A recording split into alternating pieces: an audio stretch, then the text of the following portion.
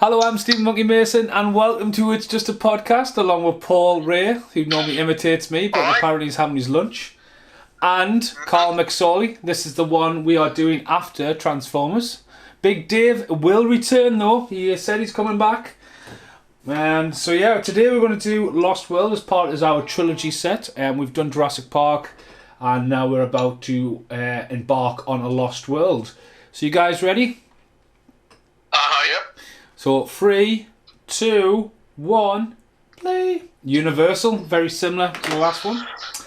I went to see this at the Pictures in New Zealand, in Nelson, and I was so hyped. But looking back at this now, I just sort of want to look at the floor.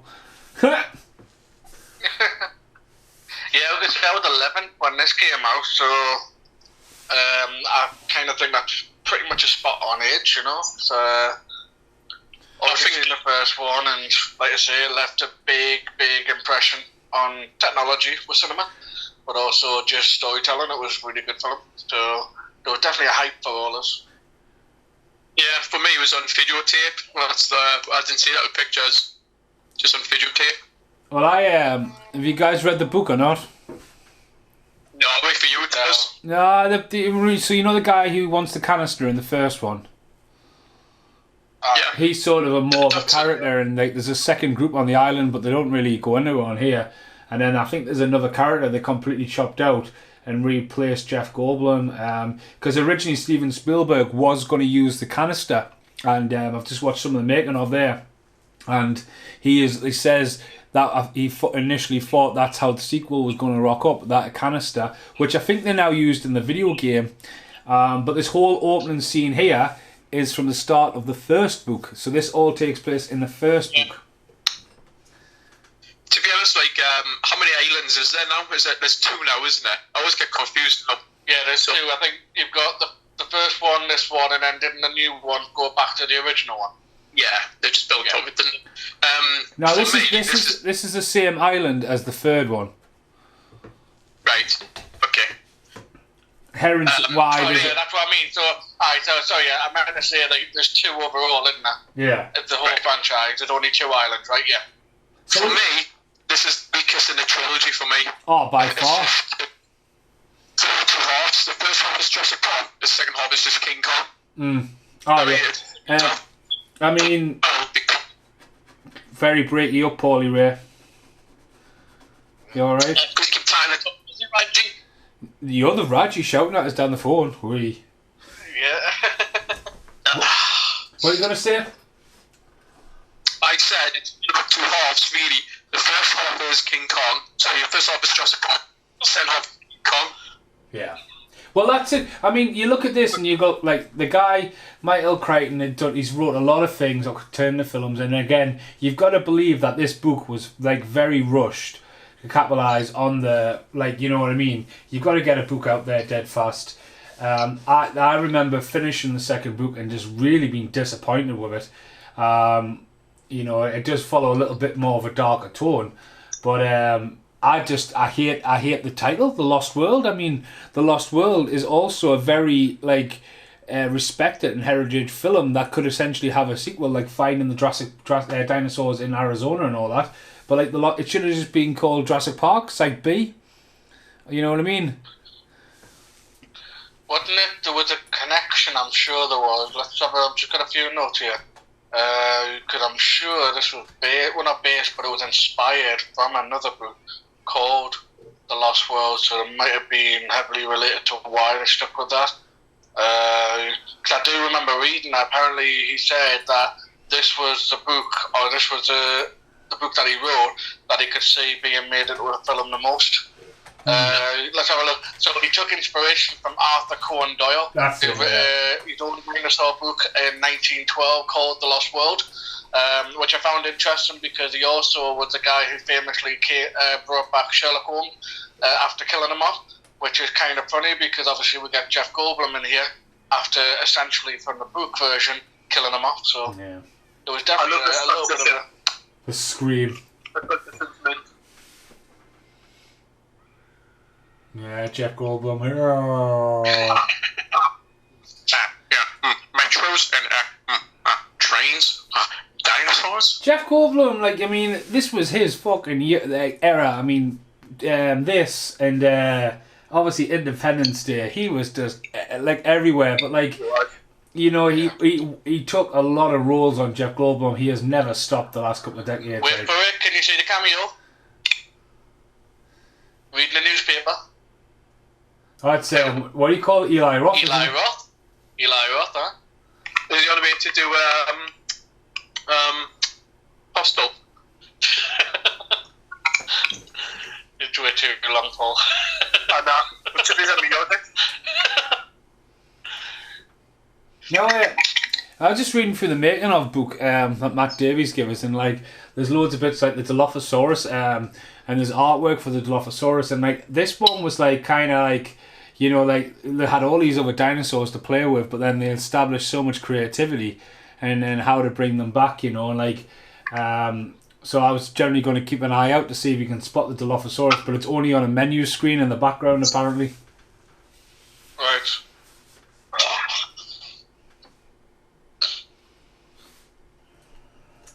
I do like the angle that went with the whole idea of, like, obviously they've come back because we're the only ones who experienced it. We're the only ones who really saw it.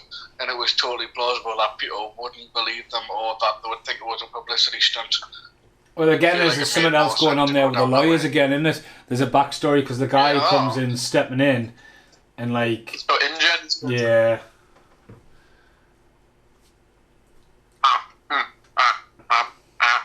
Dinosaurs? Jeff Goldblum's got massive feet. Jesus Christ, aye. Now what they say about big feet, lads, hey. Oh, there they come. Now, is this... do we approve of this? Because to be honest with you, this is the part of film where, well, not the only part, but it is a big part of film where I feel like this is just squeezed in.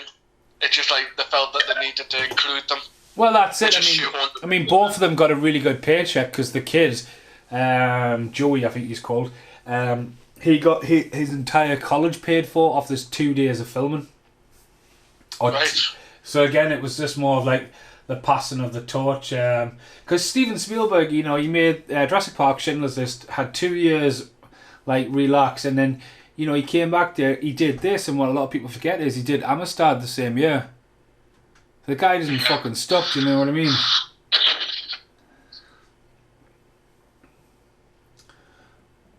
Dun dun dun. But yeah, Jeff Goldblum. Imagine that, just stand in the background. They're getting the coats on there. They're ready to go home now. That's their cameo done. That's it. That's what I mean. It feels like they came down the stairs. I mean, even if they had like even a 3-minute scene, just them talking about, you know, how's it going, you know, how you're coping with it all and stuff like that. Because let's be honest with you, if one thing to deal with it as an adult who was a professional, like, kind of scientist, they could wrap their heads around it. These were just kids. They didn't have a clue what was going on the island. They just thought they were going for a holiday. I reckon there'll be a lot more scarring going on there. So even if they had like that recognition of just saying, you know, how's it going? You know, I know how you're feeling, sort of thing. But it was almost like a give them a hug, put your coat on, see you later. That's a long take without a cut here, like, isn't it? Panning up. Yeah. Again, there's your cut there. So yeah, for me, 1 and 3 I always go back to, but number 2 is just what I watch now and then. It's not really what go to. Well, it's 2 films in it, really. I think that's where like it falls apart. The whole idea of that it should have been left on the island. There shouldn't have been this whole run around T-Rex eating dogs and shit like that. It's just like weird that you mentioned the whole idea of the T-Rex like coming in out of nowhere from the first one. Which, you know, I'm skipping a few scenes, of course, but like when we get to that stage where you're in the city, if the T-Rex is just wandering around and people are fast asleep. This is what you want to see, isn't it? Richard Hammond in bed being ill. Oh yeah, it's great. Well, that's it. It's kind of, I mean, again, the problem with the movie is it's wanting to get you back on the island as soon as possible, and like the seller. I mean, this has one of the best taglines. Something has survived, but again, I don't agree with the title, The Lost World, Jurassic Park. I always think it should be like Site B, or, you know, there's loads of different variations of what it could have been. But obviously, Hammond dies in the book as well. He's another one. He gets killed by the compies. So this is obviously given the box office twist to it. And he has quite a big scene in this. It's probably one of his last roles, though, isn't it, as well? Yeah, close to. I think he did one or two others, but again, I mean, I could see it from a storytelling point of view, like the fact that they did deviate away from the book, so like you have to include him. So yeah, I would say him a lot more than the kids, because at least that was the go-to. The only reason we're in this business is because of him. So even if they made a bit of a mention of him, but I mean, this is quite elaborate, just going into this detail. But then, whatever reason, would get Malcolm back on another potential site. You know what I mean? I think Malcolm's back because he's not exactly. You can see, like, he argues here. He's not exactly on board. But then, obviously, at the same time, it's like you've got to give him a reason to actually go. He's such a cool guy, Nick Goldblum. Everything about him is cool. Yeah. There you go. Well, yeah, like here, the Dilophosaurus. I think this is where I'll have the cameo, because that's where I've seen the artwork for. So it must be on there somewhere. Now you're making all new ones. Now you want to take dinosaurs off the island and bring them to a temple. So, like, there's no fences this time. Like, again though, like, Jeff Goldblum was the fan favourite in Jurassic Park, and I think, like, you know what I mean? Like, oh, absolutely. I mean, you do, like, a franchise this big, I mean Sam Neill comes back in the next one or whatever, so they do, it's Universal Studios, but again, they're going to try and make the best script. But again, this is a Steven Spielberg sequel, and he very rarely does this. I mean, I believe the only sequel Steven Spielberg's done is this and Indiana Jones, I think. Yeah. Yeah, that'll be right. I think So he's good. He's really good at frightening. I mean, again, does Spielberg take a back seat for this, or has he just, gone for it? So I think he does, because I think that's a big thing that we're missing here. I feel like on the overall, obviously I know we rate things at the end, but on the overall, I quite like this. Not love it, but I like it for what it is. It is just crazy dinosaur fun, but I think you could definitely look at the first one, look at this one, and you can't say Steven Spielberg's fingerprint on it at all. I feel like it's an imitation of Jurassic Park. It's just a version of Jurassic Park, which, again, I think you could say that about all of them, actually. I think the first one will still stand up long after the rest of them do. Well, as well as another difference with this is it's the same director of photography as Schindler's List, so he wanted a darker tone. Obviously, when you get to the island, especially at night, there's no power, there's no going, so obviously it was going to, and like I think you said in the documentary, is just like you know what the dinosaurs look like now, and this is still like you're going to have the raptors, and then because the raptors take a bit of a back seat on this. This is more of a T-Rex movie.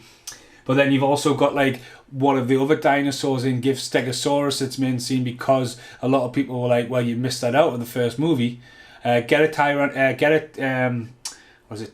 Here we go again with me and my fucking dinosaur names. Triceratops want one of them on the Stampede, so that has its little moments. So there's certain things put in to crowd please, but it almost has the same fault as Fallen Kingdom.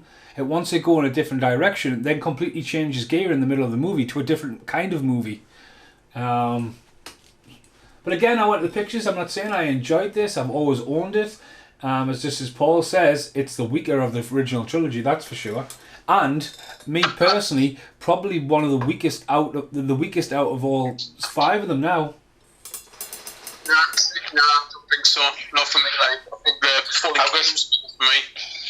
Yeah, because there's I mean, I don't know, it's bias in it, because at the end of the day, it's like nostalgia. I can enjoy the new ones for what they are, but to me, it's just like, it didn't have the heart at all. So for me, when it comes to ranking them, it kind of goes in order a little bit. So I'd probably say, in terms of enjoyment, I actually enjoy this more than the third one. What? The third one seemed a bit, I don't know, it just didn't seem as earnest. I don't know what it was about it, but I'm sure I'll bring up many a point when we come to watching the third one, but I just don't know. There was no fulfillment out of the film. It was just getting from A to B. You know the new film, the one they're doing now. Yeah. I don't know, number 6 or something like that. Are they bringing Ian Malcolm back? I know Sam Neill already. Yeah. All three of them. No, apparently all three of them. But then again, I mean, how do you justify that? How are we? What on earth? I mean, the only way I've ever seen this next one going, which I've got no evidence of them going this way, and I have no idea if they will or won't. But the only way I can see the new one playing off as well as it can do is if you go the I Am Legend kind of route. You got a city, it's completely abandoned, and obviously them three go in there because, I don't know, like they're the head of the field and they're the only ones who are going to be able to figure out. Obviously, the only logic thing, it was a bit cliche, but you're going to have someone already in there because it's going to have to be like a rescue mission, a bit like the third one. Because, I mean, like I say, you take Ellie, you take Ian, you take Thingy. There's just what sort of circumstances are you going to get those three together and go head on towards actual dinosaurs again? Well, they might as well ask Vince Vaughn if he wants to come back, you know what I mean? Yeah, that's true. He's in this film. I almost forget he's in the film. Well, it's one of these... these... like a young lad. Yeah, I mean, him and John Fasney made a big hit with Swingers, and they were literally like Steven Spielberg's always respected independence because the guy from Fargo was in this as well. So you'd give Vince Vaughn his thing, and Vince Vaughn, carries himself really good. The guy on the left as well. I just recently seen him in The Bodyguard, so he's probably got an IMDb a lot of credits as well. Yeah. And he comes to Curveball. He's got a daughter, as he does mention in the first movie. And as I say, it's said as it is, she's black, and it's just Jeff Goldblum, he comes off as a womanizer. It's it's not too far believable or anything like that in the movie as well. So I gotta say, that's another thing. I don't buy their relationship. Not him and his daughter, but him and the wife, Sarah. I don't like Julianne Moore. I don't know what it is about her. I'm just not a big fan of her. I totally agree with you. Sorry, Paul, I cut you off there. What were you going to say? I just say, that's one thing about these films, Jurassic Park, the vehicles look really good. Especially, with all the actual armour and padding and stuff like that. Because I'm a big movie vehicle kind of guy. I love movie vehicles, and which is just same from before. I forgot to mention, the vehicles in this look really good. Yeah. Should mention, Mason, the guy on the left, which I know his face, but I've had to look his name up because I can never remember. Richard Shipp. He'd actually, you say that, he got a very good credentials. He was in Man of Steel. He was a long-term member of the West Wing series. Obviously, Jurassic World. He's in 7. Like I say, must have retired. He's not dead, is he? He's still alive. Bear with me. I'm just going to make sure. No, he's still alive. Yep, absolutely. But his last role was The Good Doctor, which was a TV series, which was 2017, but it's an ongoing role. So yeah, he's still involved in that. So TV is obviously again where he's fallen into a lot, but yeah, he's got one of those faces you can't forget.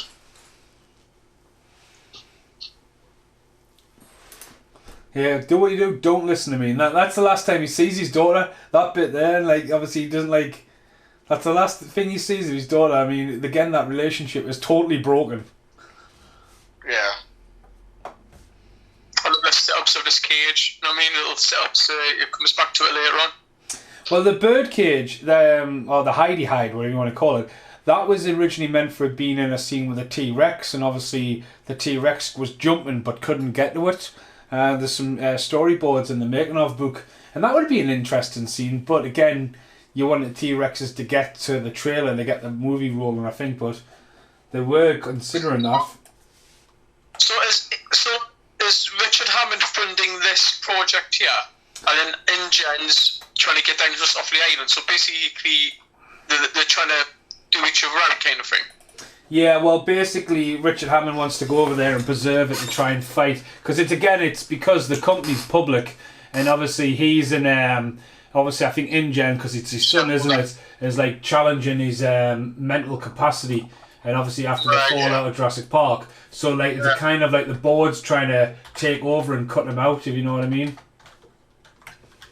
I think that's the backstory of it anyway, like so. Mind you, it's one of those things, you like John Williams' music, you know straight away when you hear it. But I'm a big fan of John Williams anyway, but like the first score is amazing. This one is really good, but it's something that you just don't really listen to, you know what I mean?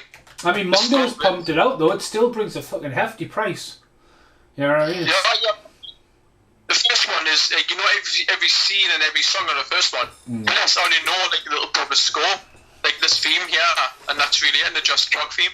A lot of this as well was shot at Universal because the actual visitor centre or the laboratory or whatever you want to call it in this obviously was there when I was there in 2010, but has also appeared in another movie called The Backlot Murders, so they left it lying around for a couple of years until War of the Worlds was made, and that's when they destroyed most of it.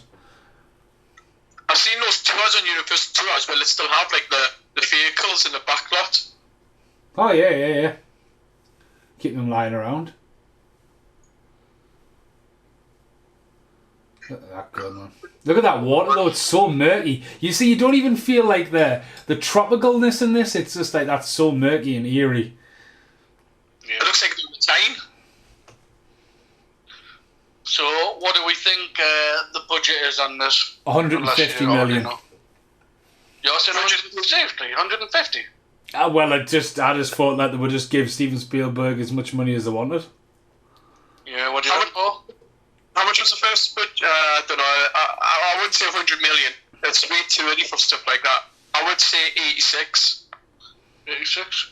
Well, it almost made its budget in opening weekend in the USA at a grand total of $73 million. So how much was the budget? No, that was the budget. It made $72,132,785. So it basically was just shy $1 million of making its budget in the opening weekend. Overall, it made $618.5 million. Wow. So not a bad. Again, when you look at it, it definitely like kind of seemed as I don't know, like the stepson of the series, but financially, it's all the money. It's before they started doing the stupid 200 million for film, 150 for it. I mean, it was just back to basics. I mean, this is in that era of box office where you had the likes of Total Film and Empire Magazine battling out and doing loads of coverage. You know, the hype was real. It's the same kind of thing of like coming off the back end of, I think, the year before when you had stuff like Batman Forever and Waterworld and Die Hard with a Vengeance. Like these were the big summer blockbusters, and you would see the odd picture, but you wouldn't see a trailer, and just the hype was real. Do you know what I mean? Oh my god! It's like watching the first one again.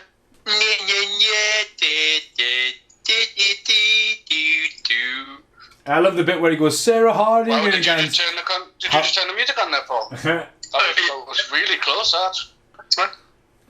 I was going to say, it's one of the funniest bits of the movie. Get Sarah Harding. How many Sarahs do you think there are in this jungle? See, that is immediately that CGI not really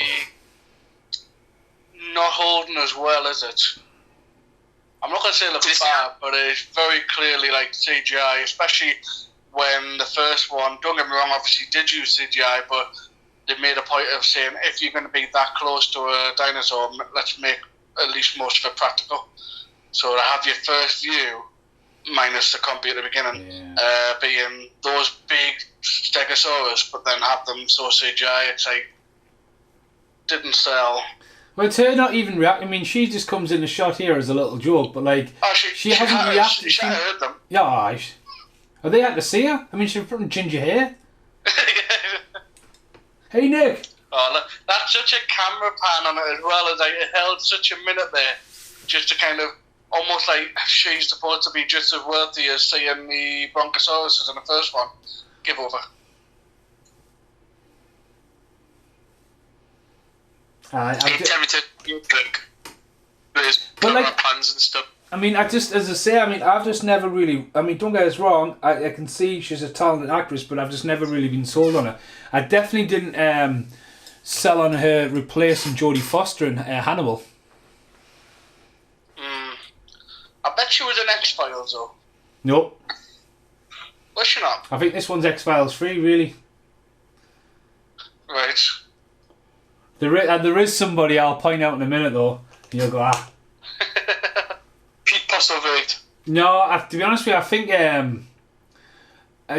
think the guy from Prison Break's in X-Files. The only film I knew her in was Evolution. Oh, yeah, you're right. She is fucking brilliant in that. But like, that's it. That's the one. You know what I mean? That's it. Yeah, I can't remember Boogie Nights, but there's.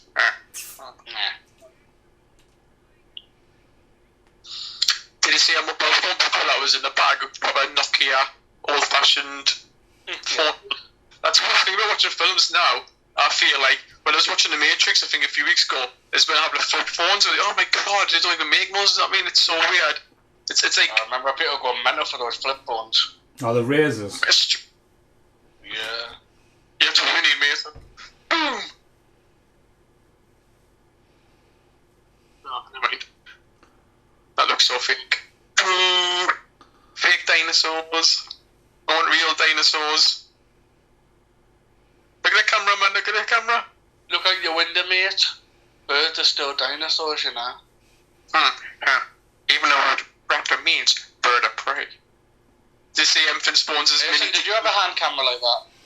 Aye, but like you never use the finder because it just fucking destroys the battery. Like if you want to shot in, you need to get it right down in your eye. But then with problem cameras like that, the problem you've got is you can because you're breathing so heavily near the camera and that. But like the screens and all that just going doink, take you back because again it's running mechanisms. It's running a DV tape. Do you know what I mean? He's went from a mini DV tape to a Nikon camera. You know what I mean? Within 2 seconds. And now he's back to the video tape again. We just have both at the same time. They just pick mobile phone these days, wouldn't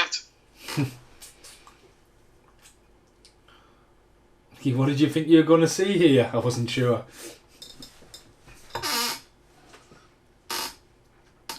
Oh, Mason's got the squeaky chair out again. Well, you know, I'm trying to sort our podcasts out while we do this. I'm trying to multitask. God, can you give us your attention, please, Stephen? I've got your Can we attention. call this the so just check things on the phone and just what you We'll just carry it for you, didn't we? Snake, Well, that's honestly. it.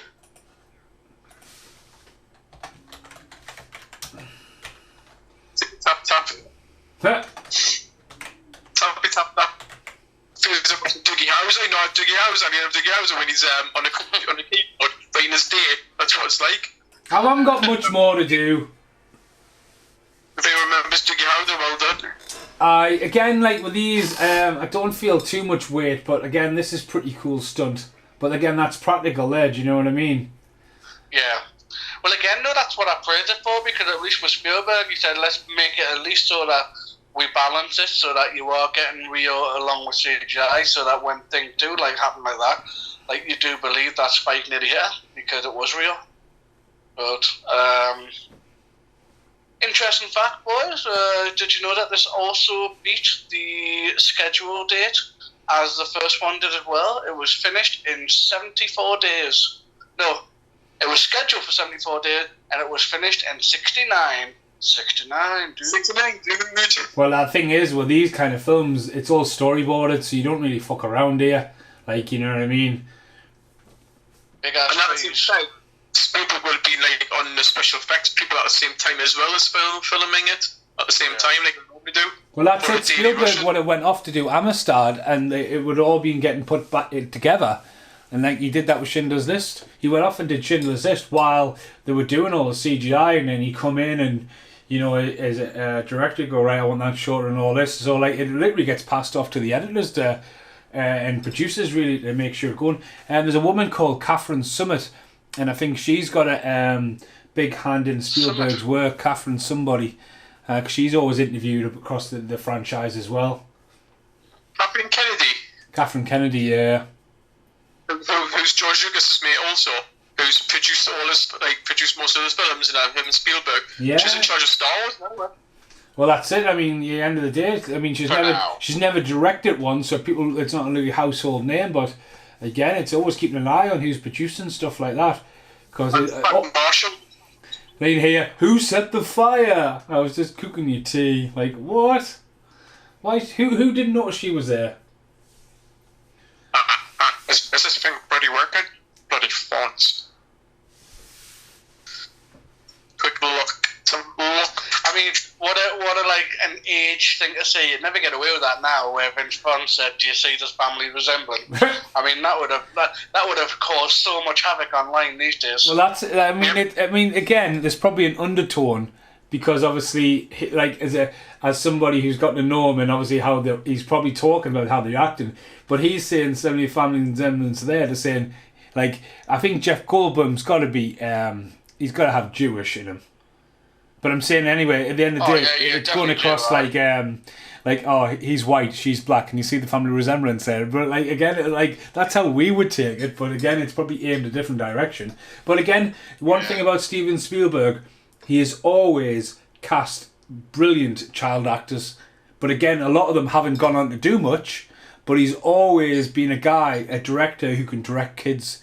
And you know what I mean? And again, that's what problem with Hollywood these days. Aye. But again, it's like this movie shouldn't have any kids in it. Simple. Yeah, just didn't. Just have kids in it to get kids Again, to watch if you take her out of it, though, take her out of the whole element. I mean, sure, they all die with the raptors, but that's not to say if you literally take her out of the film, there's no difference. She doesn't really contribute any other than just being a distraction. So it's like. Almost like a cheap way of writing. Well, it's a kid's point of view, isn't it? It's like, again, it puts them in weird situations. That's how they end up in the hide and all that, but...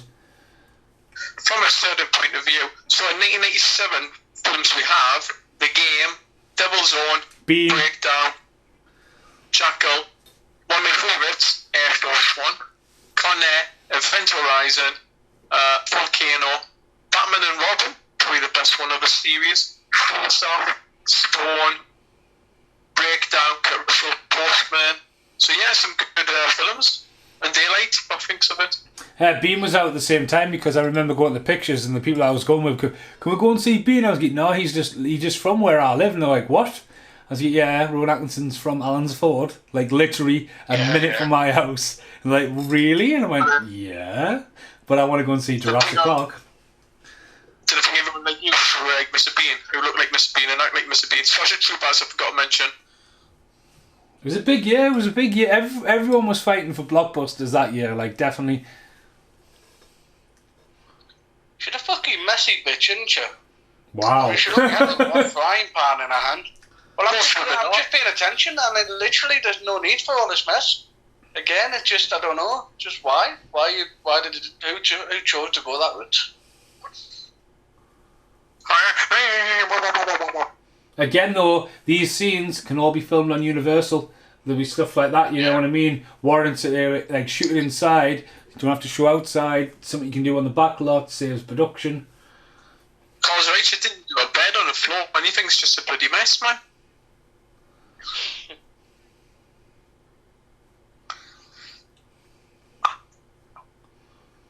Can you remember the computer game of this? Because I can't. There was loads. Nah, I think I only had the first one. The first one. The first one that came out for the PlayStation 1.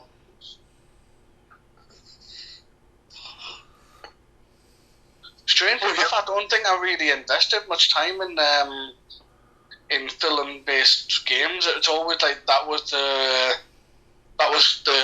kind of the given thing. Whereas if a computer game tried to be a film, it was always going to fail. And again, if a computer game if a film was trying to make a computer game, it didn't often make much of an impact either.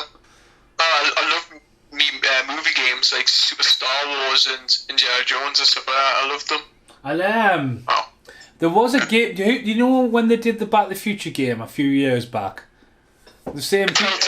Yeah, there's a Jurassic Park one of that as well. Yeah. Because that's when then they go looking for the canister and stuff like that. They're dead anyway. They won't survive. Unless it's like a few hours after it happened.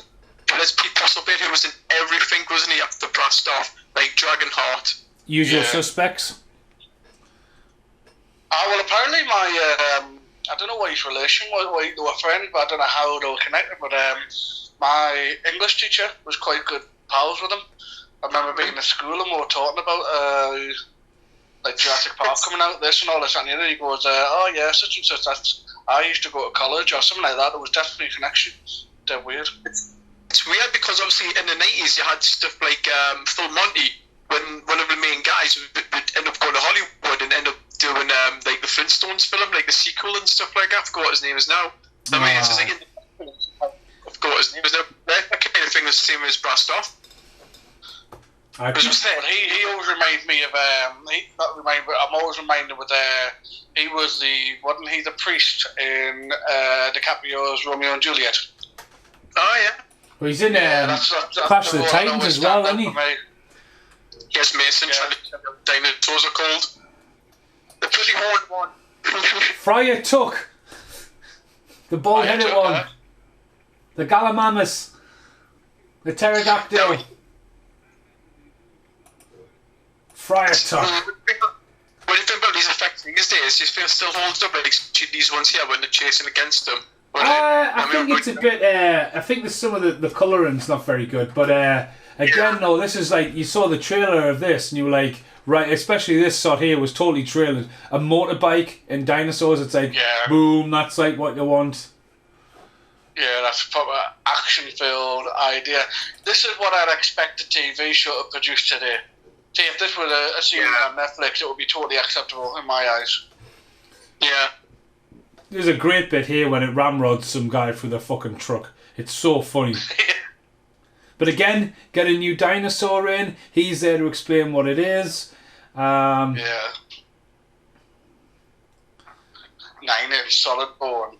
That's what she Connects, said. battering ram. But this... he gets rammed. It's so funny.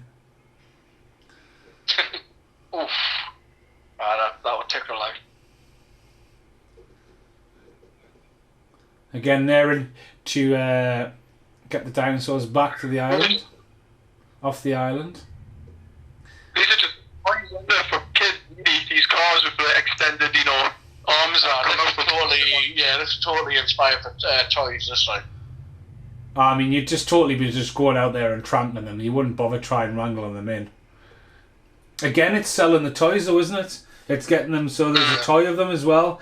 Not talking about what we were talking about the other day with Transformers, but like, again, pushing it so, like, oh, I don't need a T-Rex. Well, there's 2 T-Rexes now. One's a different colour, Yeah.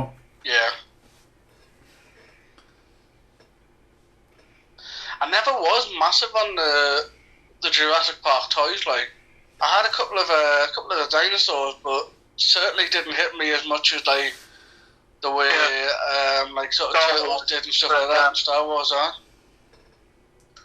Look at that one. I think because I was 22 when I was buying the toys. What? He's dialing it up there with his little satellite dish. I can see that looked alright actually when it was from a view above. There he is, Carl, driving the truck. It's Chico. It's Chico time. Chico from Running Man, Carl. I told you, he's in it. That's in there. Did I? He's in fucking loads of films. They've totally stole that idea from the Turtles truck, though. Having the seat come out the side of the vehicle. Yeah, like the new Ecto one that has like a proton pack strapped to the side of the car now for the seat to come out. Does it? And in the Afterlife trailer, have you seen Afterlife trailer? Ah. Oh yes, yeah. I know what you're on about now. Yeah. The side of the car, like the seat comes out attached to it. That makes sense. Well, I mean, to me, I don't know if they'll be working more on it now that they've got the time, because obviously at this stage it should be ready. If anything, it should be sitting on a shelf. But They went back and did some of the score and did some of the stuff, but I don't think it's going to go for quite a while now. Like, Nah, I think they'll hold off. I think they're going to hold off on everything. I was saying to my mate, this is... I mean, I know... Oh, shit, just dropped my phone. So I know we're only in, like, 9 days of January, but it's, like, weird because I've not seen a single new film this year. Well, I was in the supermarket yesterday, right? And you know what made up 5 entries of the supermarket? 88 films. Like, AWOL, Split Second. Like these films like 88 and all that, they're getting them in the market. It's just cheap to sell them through. I know, I was always saying, like New Year's Day, there was always at least 3 or 4 films were released on New Year's Day. Isn't that dangerous where he was holding the gun on his freaking shoulder like that? Imagine if he just shot him. Like, oh, bang! I'm not supposed to hold it away from people. Well, the thing is about his character, right? He should deserve to die. He should be the one to get killed, but he doesn't, does he? He gets his trophy. This guy here, he's definitely in X-Files. He's in loads of things, just kind of... He's just score his faces. He's the mental guy from Armageddon. Yeah. He's the crazy astronaut guy. A good mental Russian in a lot of things, didn't he? He was, I remember, he's pretty good in Prison Break, but even though it was only really short, I quite liked him in John Wick 2. No, I've seen John Wick 2. Have you not? Listen out, mate. He's been in a lot of stuff, like.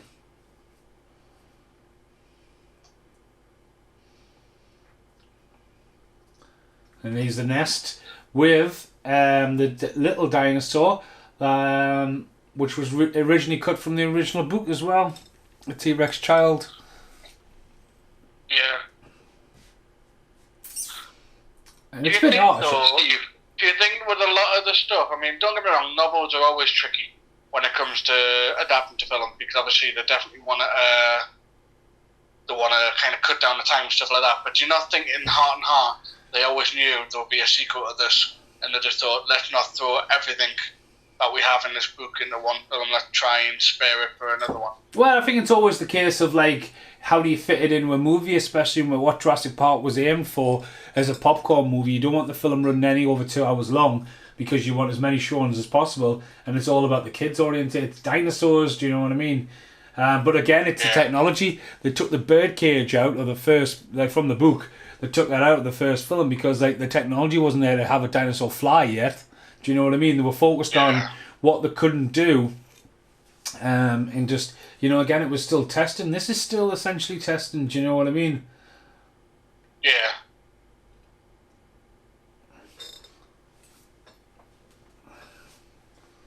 Dun dun dun. I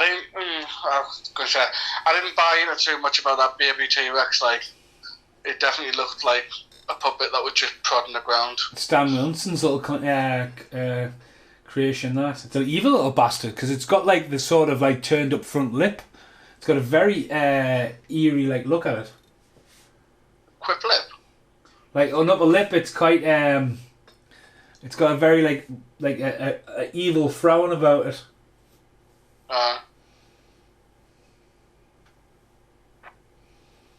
So do you think the IMDb rating on this is fair? So it's got let's have a look. It's got 378,000 votes, and it stands at 6.6. I do actually. Yeah, I know it's the weakest, but it's different, isn't it? I think that's what it's about, really. But to be honest, like, it's all right. I mean, it can't go wrong. It is what it is. I was going to say, when you're saying different before, I was looking something up and I noticed it's quite interesting that, like, what you were saying about the music, because apparently Spielberg and what's his face? John Williams? I'm paying attention to the screen. Apparently they didn't want it to sound like the original film. They wanted to put a different kind of tone on it, just like Nathan was saying earlier on about being a darker and stuff like that. So I feel like that would kind of like a deliberate way of going about making something very different. What would happen, if it was just like, you know, like Ghostbusters 2 is a carbon copy of Ghostbusters 1, I mean, if they did like Jurassic Park 2, where it go to your island and it goes out of control again, you just get it's the same bloody film, just done differently. Oh, So, I mean, I give it credit for being different, but then it's the whole. I mean, people's obviously going to want dinosaurs in the city, yeah, but like, this is essentially a remake of King Kong. Oh yeah.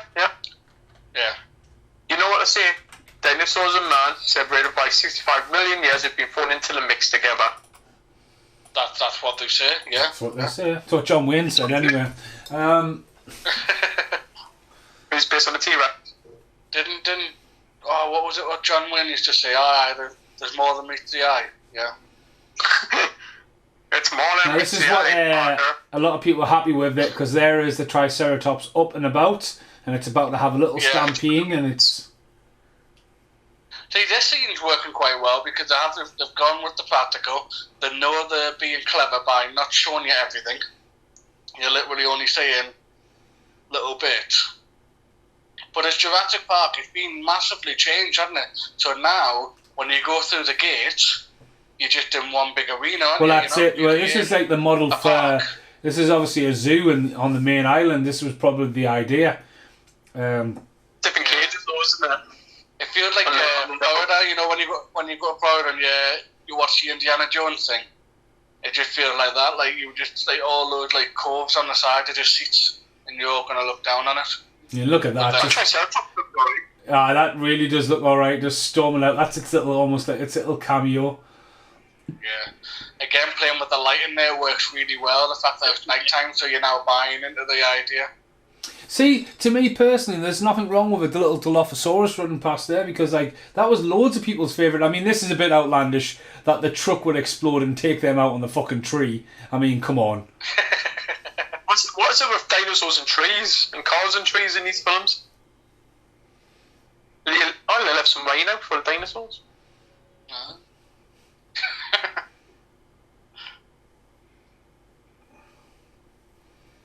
So last time I leave you in charge. So basically Vince Vaughn working with Greenpeace and something like that now.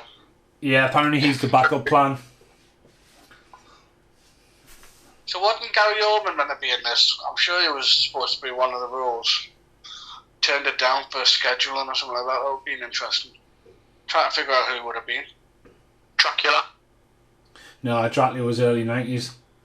No, he would have been Dracula in this. He plays Dracula awesome. Alright.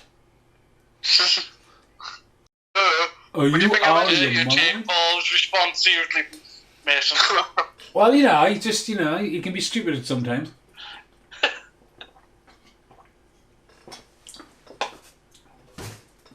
I'm good at actually. I quite like this. I'm gonna rubbish his name. Like, is it David Coip? Oh, the guy who wrote this Empire Strikes Back script and stuff like that. Yeah. Apparently he's credited on IMDb as unlucky bastard. I'm guessing he's gonna die. Because there's a lot of people credited as Screamer. Asian tourist. This is setting up the hide, isn't it? Setting up the hidey hide. Hidey hi, hidey ho. Dunno.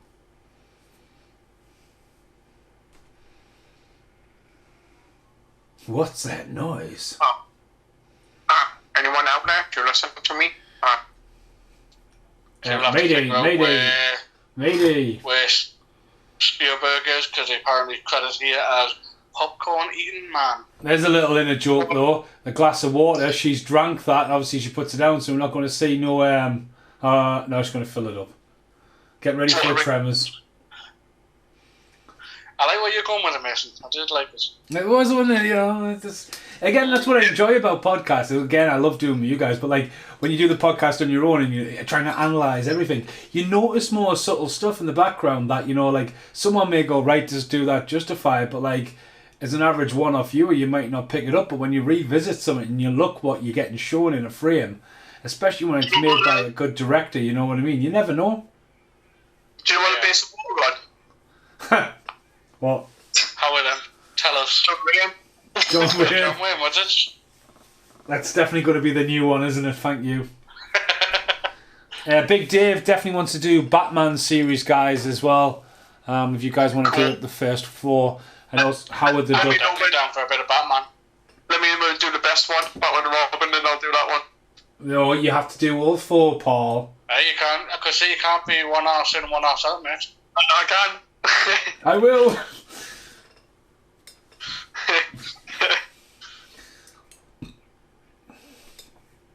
Mate, does this dinosaur look to you? It looks really good to me, I think. It looks It's great. I just said, I think it looks proper Yeah, it evil looks when you like get a dinosaur. good look at it. I think it's later on when it fucking finally eats the guy in the ship that just got that frown on its face and you think, fucking hell. Yeah. At least it doesn't look like the dinosaurs from Dinosaurs, the Jim Henson one, with Earl, and not the mamas. That's notoriously That's how known I though. learned- That's how I learned half my dinosaur stuff. But like that, I mean, everyone looks back at that and you go, right, they all get killed at the end of that series because they all get wiped out. Do you know what I mean? It's a perfect Oh yeah, consolation. it's dark. Do you guys remember the beaver things? What was very similar? They're all like beavers, but they're all people who are just in suits. Beavers. There's some people in suits. It was about the same time, Paul. You know, A furry. well, but they were like a beaver family. You missed that one. I said, are you a furry? As in, like furry things. You like to do it in furry costumes. But we've already got it on record now. You said I, so Yep. I'm gonna. If the sellers are in the one, because I haven't got a clue what you're about. I'll see if I can find it on Google here. I was going to say another film at that time. I seen a trailer on something the other day. The movie Dinosaurs, where there's like a weird time paradox, and they end up there, and they're all wearing like American football jackets and fighting crime and stuff. That would be Goldberg. No, that was T-Rex. Alright. It's got the what kid about from. Dino? Oh well, it's got the kid from Erie, Indiana. That one, the dinosaur movie. Right. I vaguely remember that one. It's a weird one. I don't think I ever owned it. I think I lent it off a friend. But I always remember Dino the Last Dinosaur. Denver. The last dinosaur. He's our friend and a whole lot more. That one. What's that supposed to mean? He's a friend and a whole lot more. He's a friend. Yes, I only have the Angry Beavers coming up here. I don't know what sort of weird series you've been watching. What year was it? I'm gonna try and find it now. I'm just It ends. is. I don't know. I just remember beaver people. Beaver people. He's watching the wrong stuff, Mason. Like. Now I've got to see this scene here. Is pretty. I like this scene. In the cagey thing. But my favourite scene in the entire film is the bit where they're in the vans and hanging off a cliff and the glass and stuff. That's my favourite bit in this film. Well, the first one. I'm just kidding. No, I don't know what you're on about. The whole, oh my god, screens cracking. Yeah, I think I just went down that line straight away instead of going down properly. Do you ever think if you were literally who you are, not that you're not your Malcolm, but you are who you are, and you're in this situation, how far do you think you get? I think I'm already eating. I reckon I'm the guy who got headbutted out of the car. I reckon I would stay in that van until help comes, and I would just stay in there as long as I can. Just cower away. Yeah. Look at what happened to the lawyer in the first one, mate. He went to cower away in the toilets, and he never made it. I know, but he was on a poo outside. We'll just have a poo in the camper van. The deleted scene. That's good. I like how the branches and stuff move around to visualise that. Obviously, the branching out, aren't they? Yeah. Always answer telephone. I've got it. I don't think there were beavers. What else? Will you just answer the telephone? They looked like they were like hamster looking people. Like, I don't know. What would I put in Google to search that? Hamster looking people kids TV show. They don't think they've been on a split from the 70s. The Planet Splits horror movie, that was class. I love it how you can see it behind it. Again, it ninjas them. It's just like... You mean FNAF, the movie? There you go. Peekaboo. Yep. Is this the same T-Rex from the first one? No, it's on a different island. No. No. Mate. As in, they just reuse the same T-Rex. No, in the Nah, book he looked edition. completely different.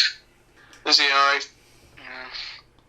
You know what? I don't know, like, if it was probably contractual or whether they couldn't come up with an agreement, but in the first Lost Jurassic Park remake, what do you call it?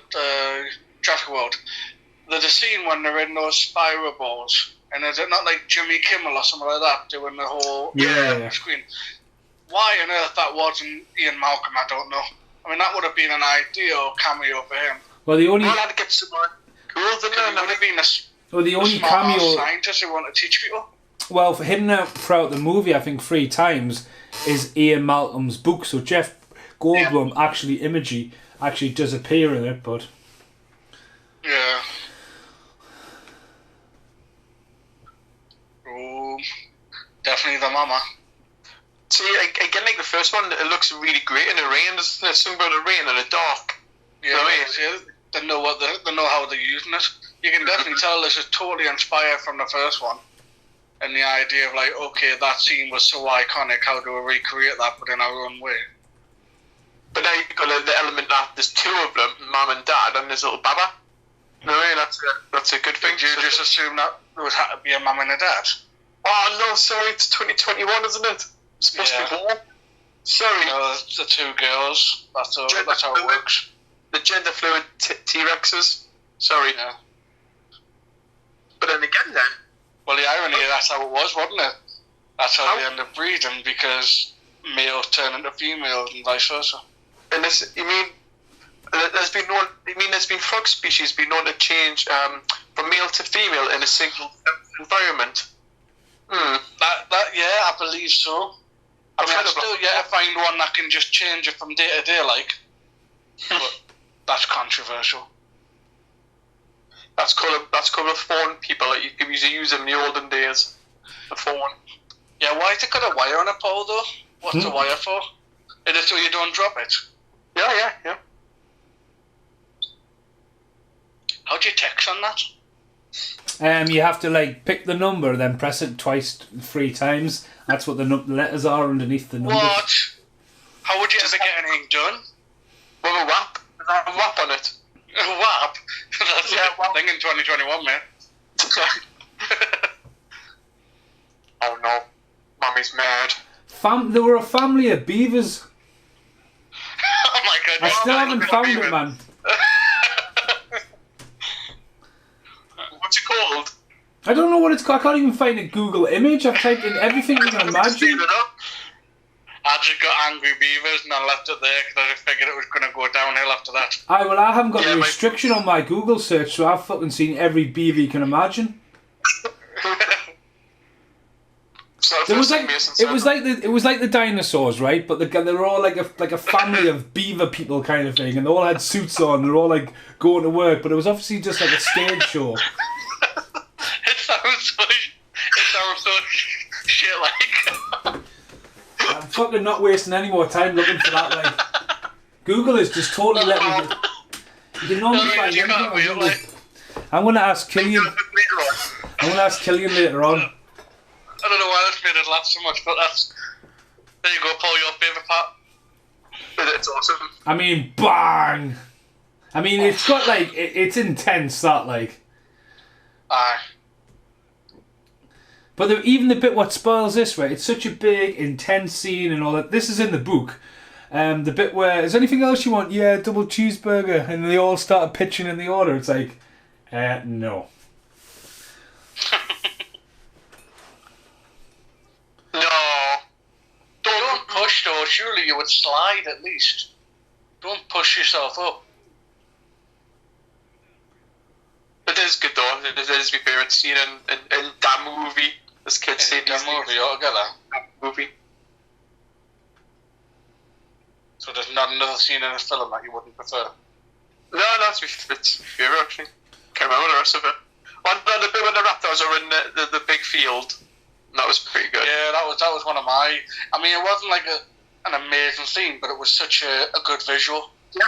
It's like we've already used raptors a few times, and that's why I quite like the idea of going with something a little bit more scary, like the fact that you know they're there, you just don't see them. Well, not because you're able to come out the side, don't they? Yeah.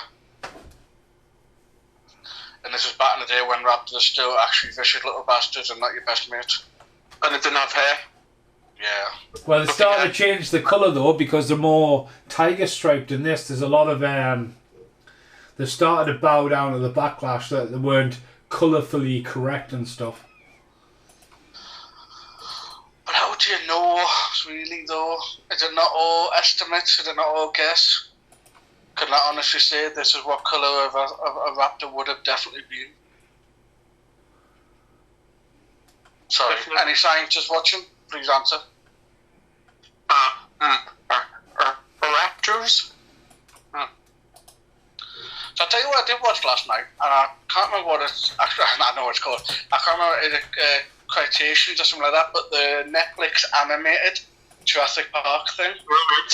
Oh yeah. I watched the first episode, and I'll be honest with you, it's definitely like leaning towards kids. I mean, a 24 minutes or so an episode. So I put the first one on just out of curiosity. It's cool enough, but it's like it's not something I don't think I'll end up watching all of them. Yeah. But it's, for anyone's interest, it's basically about a kid who completes a Jurassic Park computer game, and by doing so, become one of 5 in the world who's ever completed the game. So they win a competition where they get to go and stay at this camp, which is all based on Jurassic Park, with real dinosaurs and everything. And it's you can basically tell where it's going to go with it. But so basically, Willy Wonka. Sorry. It's like Willy Wonka, golden tickets for 25 kids. Pretty much, yeah. If you see Willy Wonka meeting the wealth of Hungries, that's what you get. Yeah. But it's all like very. You've got the internet famous, vlogger, and then you've got the kid who came from nothing, and then you've got the very rich Asian kids. It's all very kind of PC. Filling in all the gaps, yeah.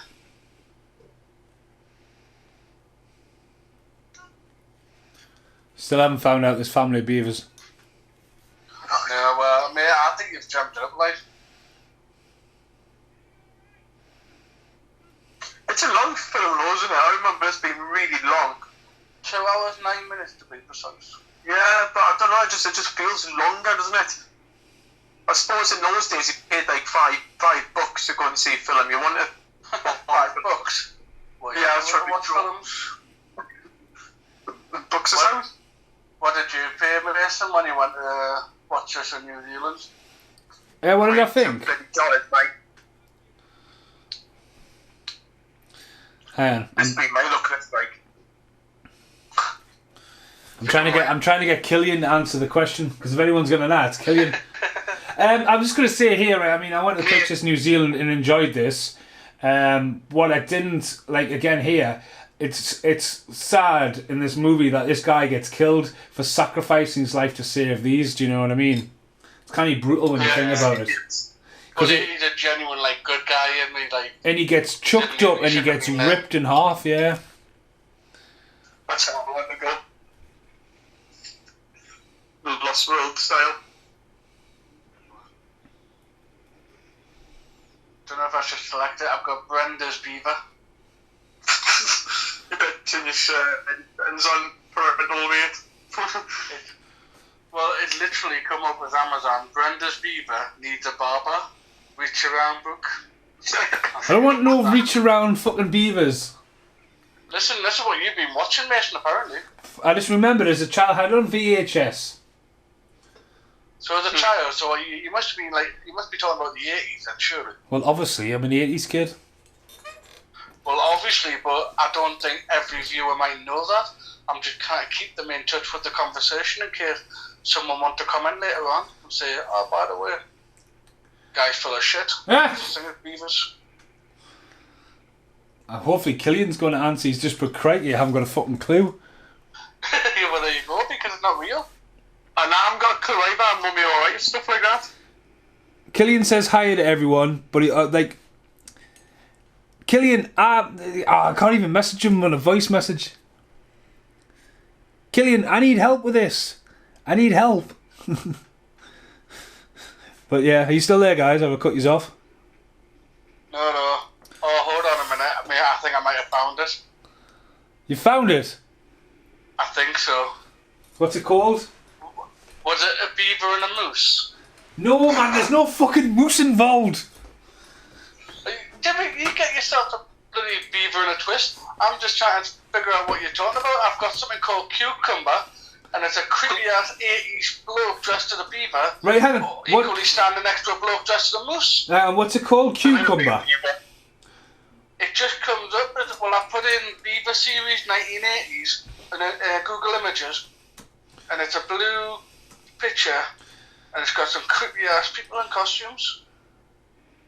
Gotta say, this seems really good. No, it's not. Like, not Leave It a Beaver, and some fucking cucumber as well. I've just got that.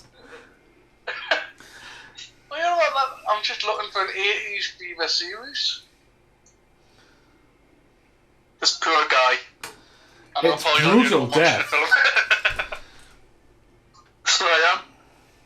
I'll look for it Do later on. you, I tell you what was something iconic about this is like Steven Spielberg, you know, the iconic picture of him sitting in the Jaws mouth, and I'm leaving there. But like on this, like the picture of Steven Spielberg, and he's like sitting there and smiling, and just the T-Rex is coming up right behind him with his mouth opened up. That's terrifying. Like a poor guy. The gun's bent. One of the guns was bent. The other one sticking the net. thing. Aye. Oh, there you go. Oh, This is good, though. it's like that. It's a Poor brutal bastards. death. And then the truck goes into drive for some reason. That's good. I love the way they like. Oh, is this? No, that's a bit cheesy.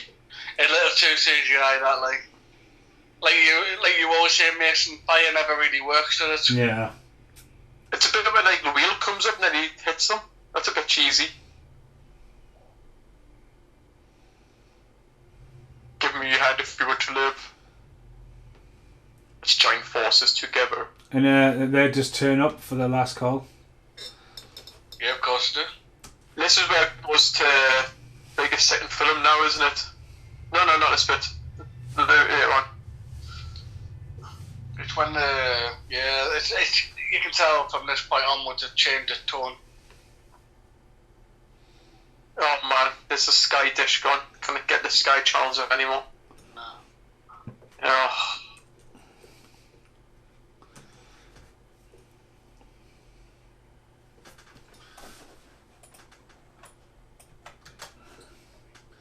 I'm shocked Killian didn't know what we're talking about. I'm shocked. What about? We didn't. I'll look later on. I'm busy trying to watch this film called Jurassic Park: The Lost World or Jurassic Park 2. I think you'll find it's the Lost World, Jurassic Park. Come on, Mason. I didn't say anything there. That wasn't me. Keep him in check. It's your show. I didn't say anything. It was Paul Ray speaking. I know, but you didn't correct him. All right, sorry. Jesus, everyone's picking on us I now. apologise. I was meant to say fucking Ray, but I said Mason. I tried to. So that guy with the glasses there, next to Vince Vaughn, almost there. Apparently, he was meant. It was meant to be Gary Oldman's role. That seemed like a nothing role. That like for him.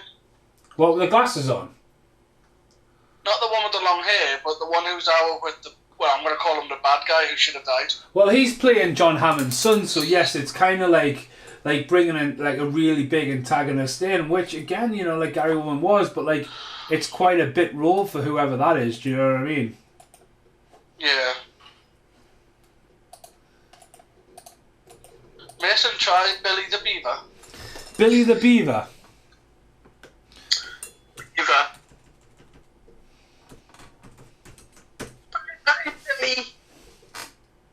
If I was an island, I would start drinking, and I don't drink.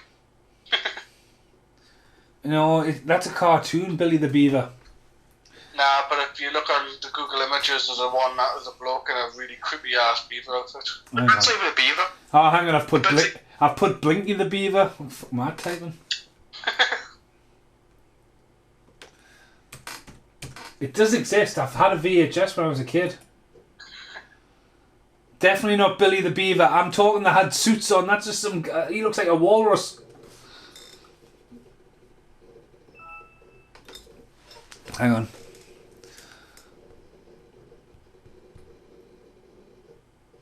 Anyway, back to the film. Yes, this scene here does have to, like, everyone will have to work together to get out of the situation, which is actually true in real life, isn't it? When you put in a situation with two people who don't like each other, to get out of death's way, you have to work with each other. Oh, that's it. It's like us trying to get through the person pandemic. you don't like, that's a way of solving it. I mean, look at me and Mason. Jesus Christ, man. Yeah, but there's like it's almost like a love-hate thing going on real. It's almost like it's borderline relationship at this point. Because if I wasn't getting bossed around by Mason, to tell you that, it worked. Well, you know, people pay to be bossed around, you know. Tossed. Well, there's that as well. Whatever happened behind closed doors, boys, you can keep it. I think it's, oh my god, that's so cool. What? That was the bag with the torch on. You seen that? The backpack. Oh, yeah. That's really cool. I'm going to get one of them. That was a weird transition there. What happened there?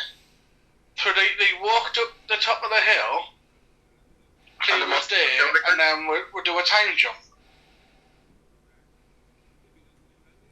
Bit of a time hop. Jump, hop, skip, however you like to phrase it.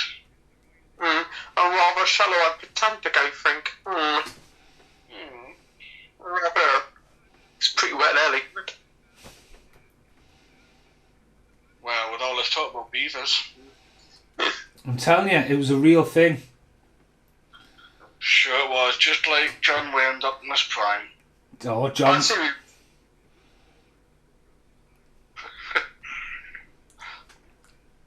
I haven't dreamt it. It's a real thing.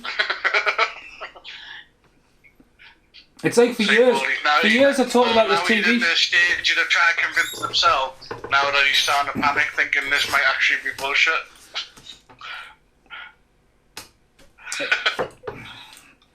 Are the people? Well, if anyone can come up with it, it'll be Killian Gore. He's tapped out already. Has he? Mate, give us some time later on. I'll find it. If you just describe it later on, I'll find it for you. What more do you need to describe now? It's like the dinosaurs, but they look like beavers in the way fucking hill. Like they're sort of all going to work in a fucking chopping mill. I'm not making this up. Chopping mill. We better call them hillbillies. They like look after a dam or something. I mean that makes sense. Beavers like dams. Chico's left to his own devices here. Chico, where'd he go? Yeah, you never go for a piss on your own, like when you're in this sort of circumstances. He gets quite a far for a shit, like. You would just squat behind the tree, wouldn't you? Well, some people are shy, though, aren't they? Yeah. Although I can honestly say I've never shot in the woods. Wow. Paul has. I haven't. I'm not Harry Henderson's, you know. Do you mean Bigfoot? No, I mean the newer version. The new and improved. Yeah.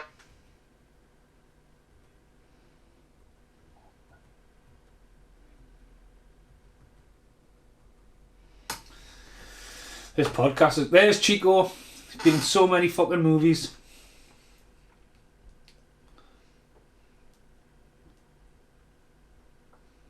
See, this guy gets like kind of just deserved, doesn't he? Oh, he gets absolutely brutalised, doesn't he? Whilst taking a shit.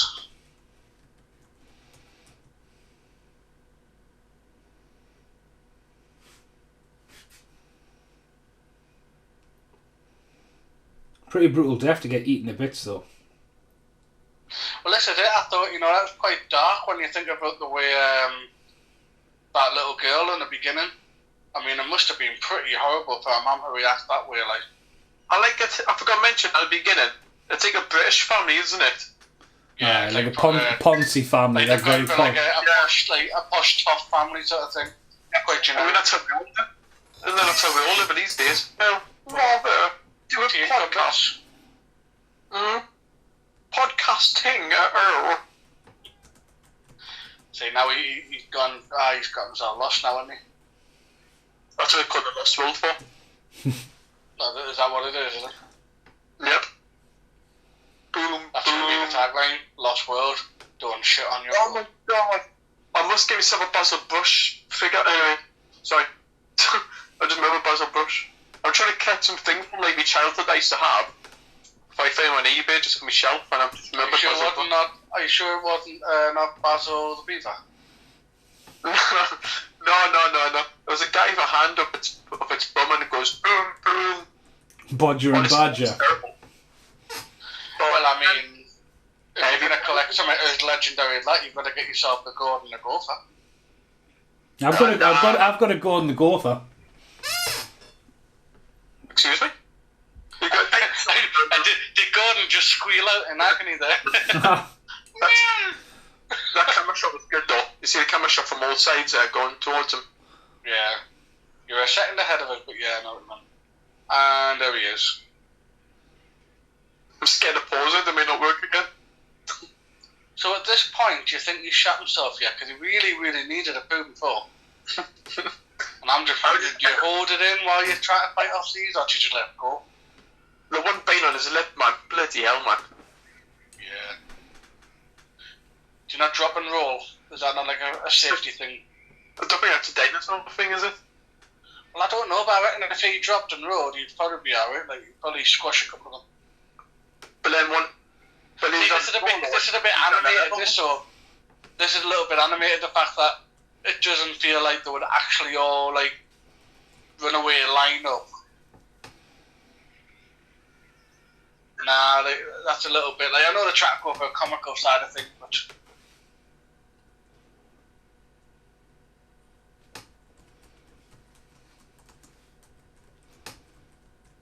Right, and then boom, come back for more. Roland. Well, I officially give up looking for a beaver family, and someone please fucking find that for me. Chico! Oh, he's got his headphones on, the ones that used to rip your head off. The metal. Yeah. He's too busy listening to All Only Trees podcast, that's what he's doing.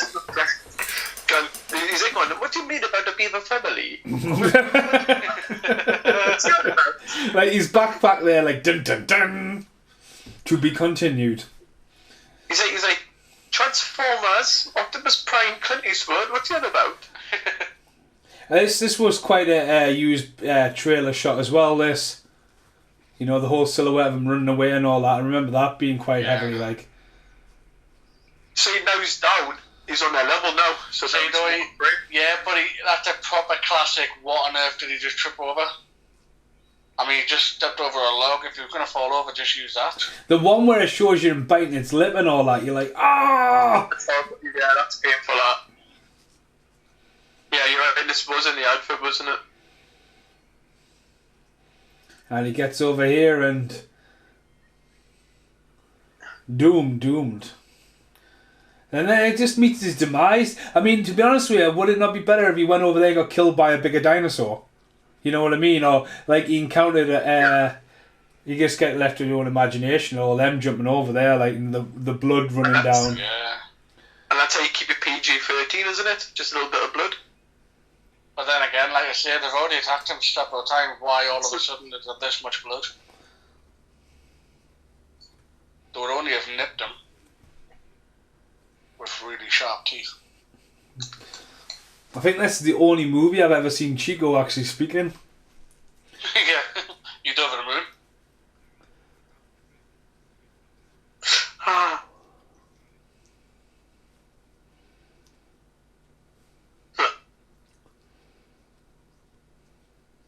Come on, Talio, everybody, let's go. Come on. Oh, this is a show of respect, though, isn't it? Everyone's sick of him.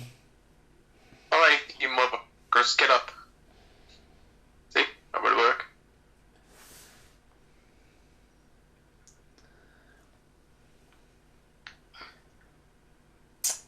Good old beavers there. We'll have to continue that in Jurassic Park 3 because Paul Ray.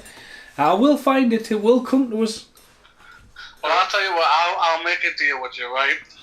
As a very special edition, if it does turn out to be true, we'll try and find an episode and we'll do a podcast. Yeah. I'm going to draw a picture of what they look like. Yeah, that's what I'm saying. Do a picture and send it to us later. I'll get me investigation team to have a look at it. Maybe later on this on the YouTube. I'll be on it. This is a very long film though, isn't it? Jesus. It's not selling as well. I think the idea of the first one, there was different groups of people, but there were very different types of stories. So obviously Grant is nurturing and trying to keep these two kids safe, whereas with Ellie, she was a bit more on board with trying to get like an A to B mission done, like get the power on and stuff like that. So it felt like whichever scene you went to, it was a different type of storytelling. Yeah, this is just like one long thing. Yeah. Actually feels like I'm there. Tracking with them. Well, the in the book, obviously, there's another guy running around, and I don't think the army's involved in it. I think it's more just to do with like there's a race against time to get like off the island and stuff like that. So look at this, right? You got them two sleeping. They try to stay away from carnivores, dinosaurs, you know. So why go to sleep with a big pile of broken biscuits next to your face? Well, it's not the biscuits that they go for. It's the blood. No, that's the smell that they're going to go to, like any animal. Even if it's not a dinosaur, could be a snake or a spider. I'd say when you go to the beach and the seagulls everywhere trying to pinch your chips off you. Aye. And those dinosaurs. Plus, just stop being scruffy. You know, if you're going to go to sleep, don't deliberately leave a big pile of I mean, broken again, biscuits. how no one hears it coming and it's able to sneak its head in. And it's quite terrifying because and she wakes up, hey, what is that? What is that? Like, fucking slap the bitch. I think they might have heard us though because the partner looking down on her, biscuits were gone. Yeah, that's it. That's what I do. Sometimes I eat my biscuits, maybe with pillows and the ones things look, too late now, bitch. You could try to hide your biscuits now, we've seen them. Oh, Mummy's angry.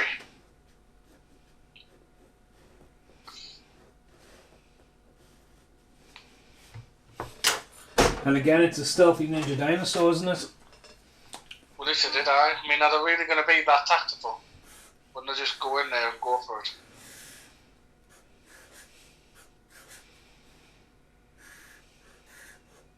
Would it have to be and still being okay? I think it's about the blood, isn't it? The blood on the t-shirt. Well, yeah, she should have had it washed, shouldn't she? That's it, yeah. From the baby, isn't it? So they're trying to get her back from it. I just smell the biscuits. And they smell the child's baby, though. That's it, I just smell of blood in general. Yeah. Well, it's just territorial, isn't it? It's a little sniff. So you can paid off. It's like her when she wakes up, hey, what is that? Who is that? Like, slap the bitch. Oh, there you go, she found it. Oh, Mummy's angry. So yeah, I'll be lying there going, ain't good fucking crying now, pet. You're the one who snuck on. Shouldn't have been bloody here. You should have went and played Sega. Well, that's it. I don't know, I feel like I've been quite aggressive to this film. I don't know, Paul. I apologise if I have. Paul brings the aggressiveness out on you. Yeah. Chico!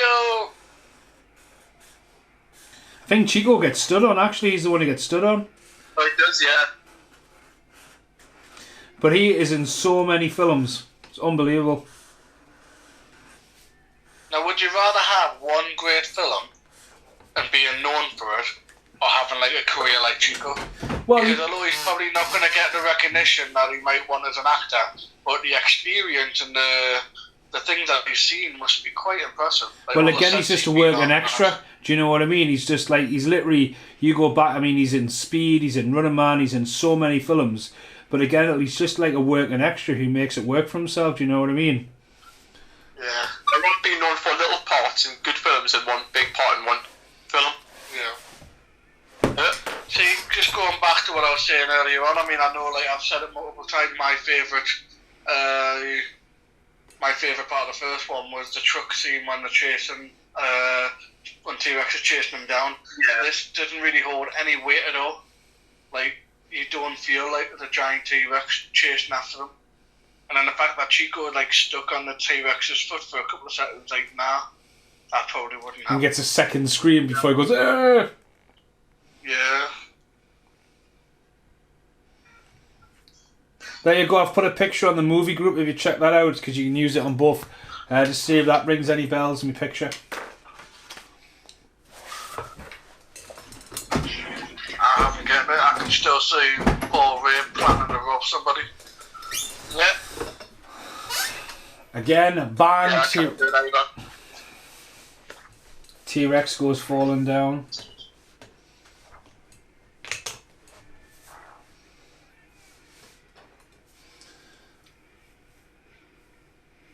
It's really the T-Rex's last bit though, isn't it? Because then it becomes the Raptors and that's really it for the T-Rex, isn't it? Yeah.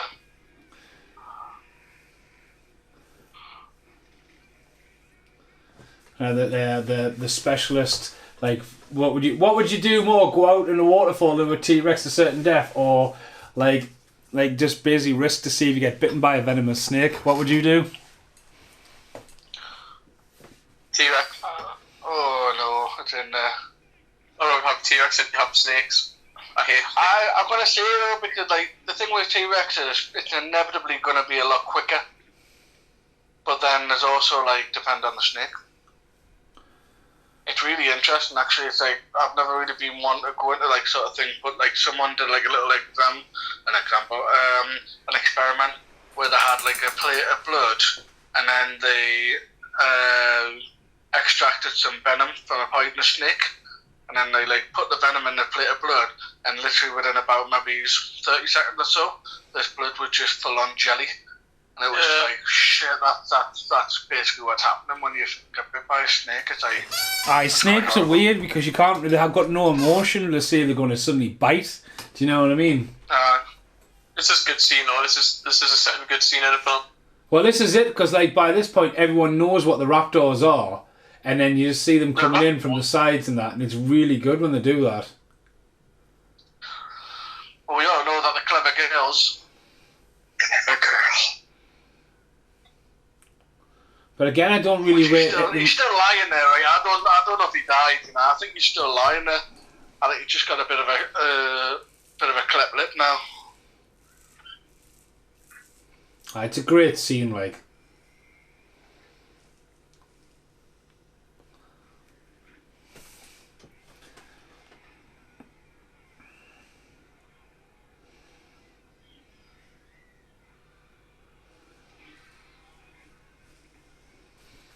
Now run. Nice.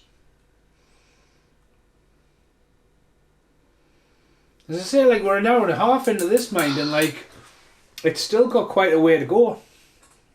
Yeah, I'm gonna say we're still on the island, you know what I mean? So.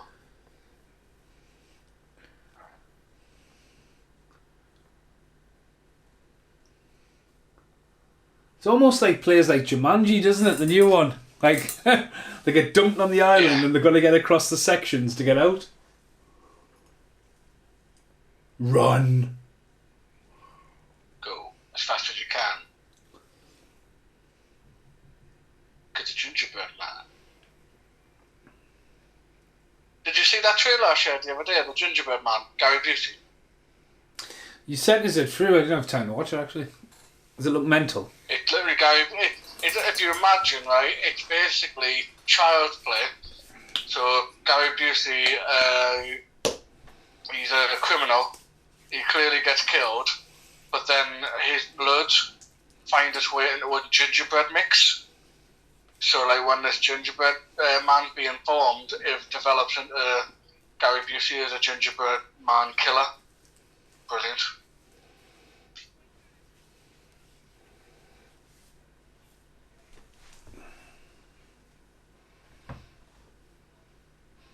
And here we go. This set would get reused in the next one as well.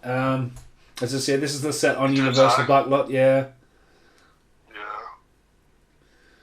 I don't normally spot things like that, but that was one of the things I didn't realise when I think originally, didn't everyone assume, even though it's obviously a bit of a brain fart, but didn't everyone assume this was from the first film? It looked a little bit like the main office when they first walk in.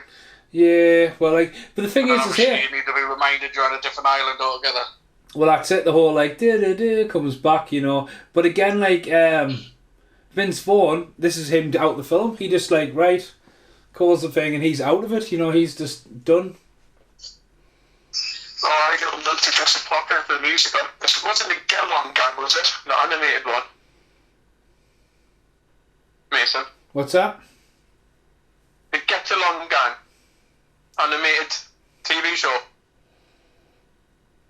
No, it's not the Get Along Gang. No, it's people in costumes. It's like sets. It's like home improvements, but they're all dressed as beavers. Yep. Nah. Anyway, I'm gonna go back to 20 minutes ago. Fucking Get Along Gang. There's a blast from the fucking past.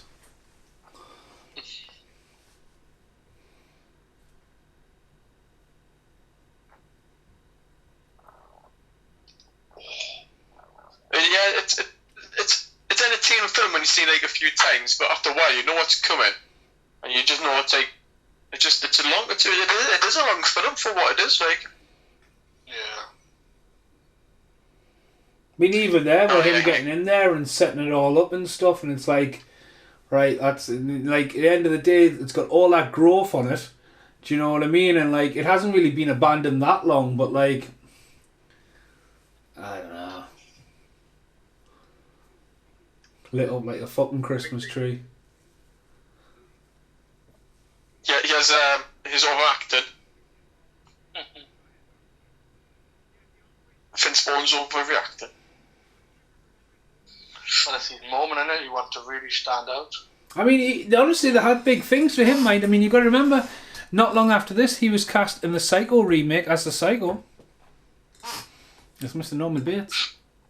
Spoiler alert.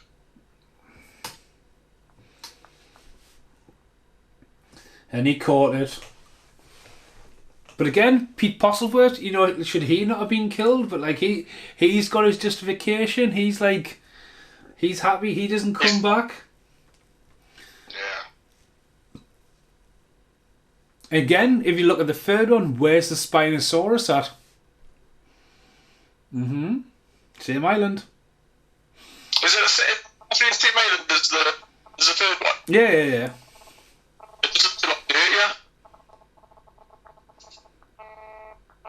Oh. Filthy. Who's got that going on? What? A filthy interference. Must be because everyone's beavers families, aren't Everyone looking for beavers. It's not the Get Along Gang. Alright, okay. You were established that. Well, no, but you've just posted that on the group. Just humouring you now. Someone's got a farty noise going on. Better your squeak chair. That backpack. Oh, it is. What do you think about the philosopher here? Called Steve. Steve? Yeah, Steve, I just call him Steve. The fuck is with that interference? Well, my other phone's put down now, so it's turned on. I was going to say, I'm just sitting here watching a film. I've given up. I would blame Brittany, wherever she is in the house. Yeah. She'll be, oh no!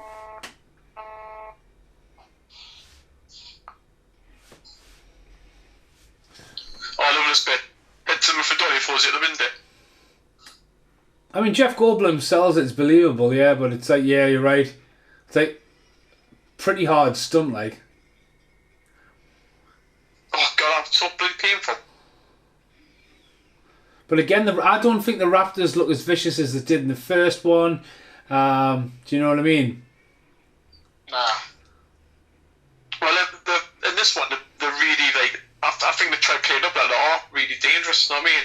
The bit where they're digging and they're trying to smash the window with its beak. See what I did there? Nose beak. I know, but this is one of the most stupidest bits of the movie, with a fucking gymnastic flying through the sky. That would have made the dinosaur bleed that, you know, where he's trying to get through the window in the car. Yeah. That must have made it bleed. He's grinding into that metal and that glass. So. This is quite a big jump scare, though. This probably one of the best in the film. The bit where she goes to put her head under and it fucking jumps in.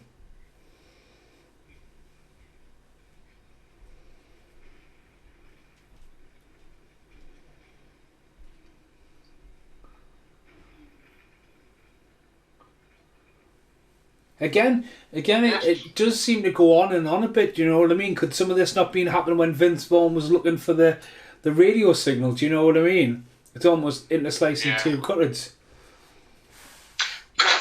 Because you think it's nearly in the film, don't you? When they get rescued, it's like, nope, there's another half an hour to go. And then boom. But even the raptors there, like they've got like that. They've got like. Imagine if she pushed that little kid's face down and it literally bit her head off. I mean, imagine having that conversation with your Malcolm. But again, they've got like this tiger kind of colour. They've got whiteness on the bottom. They're not brown like they were in the first one. And different breed, though, innit? Like, obviously, that's the whole idea of them being like genetically enhanced. I think they're saying like, obviously, it's a different island, so they could have gone with a different genetic strand, or right? Yeah. But even there, that one on the floor where it's got bright yellow eyes. You know what I mean? It's got a white undertone and like they just don't look as And here she goes. Can I just ask why there's so many things for someone to swing on the roof? On the lights? What are those for? Are they for the rafters or what? But she doesn't even kick it. It's like. For what it's for though? No idea. For her to swing on? I don't know, why were they in the first place for? It's just a movie. What if the velociraptors get out, and how are we going to deal with it? Right, okay.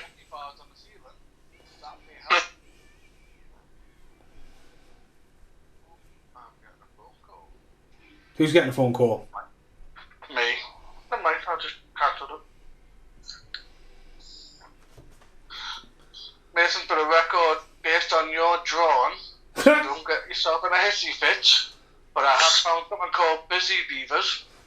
It's not costume, it's an animated thing. It's not animated. It's your drawing. Well, I know, but it might have been a spin-off from the animated, I don't know. I mean, props to her, like, I don't know what she's holding on to.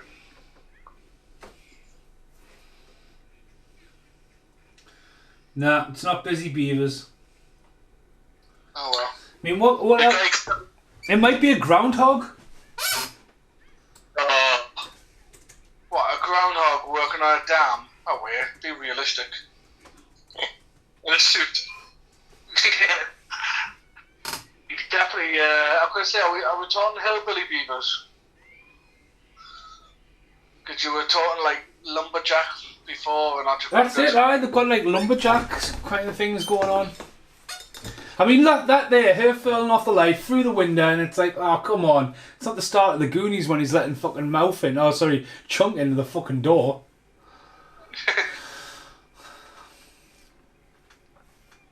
And that's it. That's the end of Vince Vaughn. That's it, the end of a film? Yeah, that's it, yeah. Huh? But no. Yeah, just jump in a helicopter, fly away, and that's exactly the end of the film. That's it. Thanks, guys. Thanks for listening. Bye.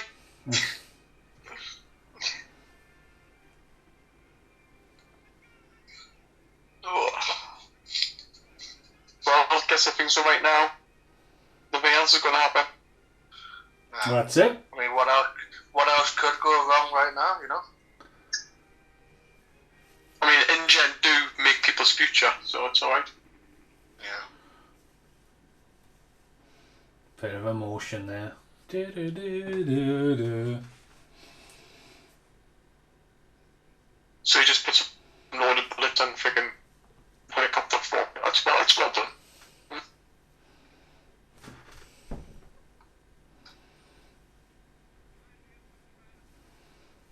There you go. Contingency plan coming in though. They've got the T-Rex down. But again, in this one, they take all that effort. And like, if you watch, is it Fallen Kingdom? And like, the T-Rex is running around and then all of a sudden it's whipped up and shipped off. And you think, hang on a minute, doesn't that take a while to do? Yeah. Because everyone always talks about... T-Rex form. Well, in that, though, obviously, there were plans on a Spinosaurus T-Rex rematch in that bit as well.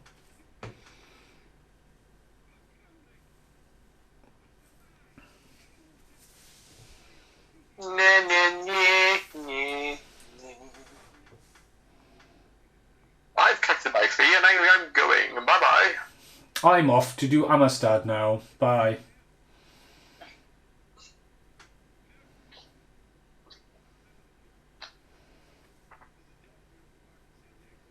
Yeah, that's good for you, sir. I think I spent enough time in a company of death. Ta-ta. And he's off.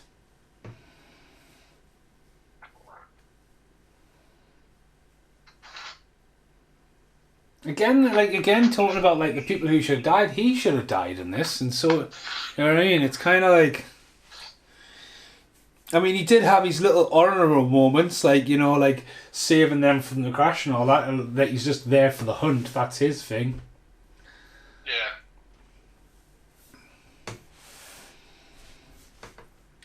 And this is where the movie goes, nah, this is what leaves a sour taste in your mouth. It now becomes King Kong. Yeah. But I think that they were playing on that a little bit to say, oh, it's not quite the end yet, guys. Imagine you're watching this for the first time. It is longer than the first one, so you're probably starting to feel like it's droning in. And then I think that they're trying to be clever and go, oh, we'll make them think that it's nearly done, and then we'll just knock them out with this amazing scene with T-Rex. I mean, sorry, Paul. I was going to say we're nearly an hour 40 minutes. Do you know what I mean? It's a long. It didn't feel designed to be a long film. But it's one of those things where people want to see dinosaurs walk around San Diego and New York, want to. Well, people want. That thing I posted before. Well, that thing I posted before that, at this point, Godzilla had just been greenlit as well, so the obviously... Fuck yourself. But obviously Godzilla had been greenlit as well, so that was, again, that's Universal going, right, we're going to have to do it first. But why is Vince Vaughn not involved in this scene, do you know what I mean? Yeah. And then obviously, like, the breakdown in communications, they've got this big press conference and all that, and then they've lost communication with the ship. But then how is the T-Rex, like, how is the fucking T-Rex locked away like it is, you know what I mean? There's loads of weird little kind of bits and bobs.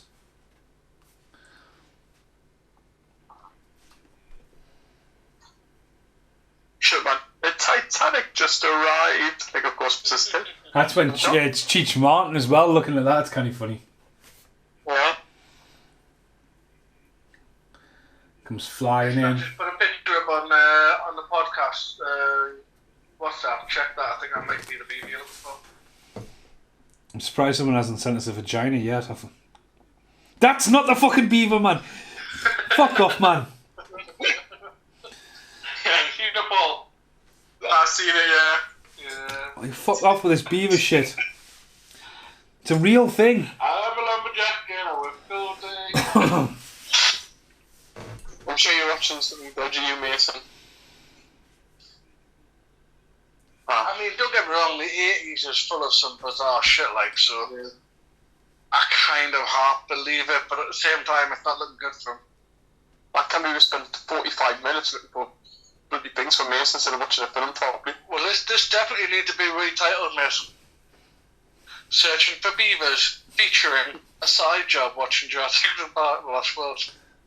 I'm sure the boat in King Kong starts with Ven as well. Same boat, innit? It probably is the same. I mean, again, you would hear that by now. It just comes crashing in. Takes speed too. Venture, is that not the same? Is that not what the boat's called in King Kong? Venture. Hang on. Hopefully Google will help us out with this.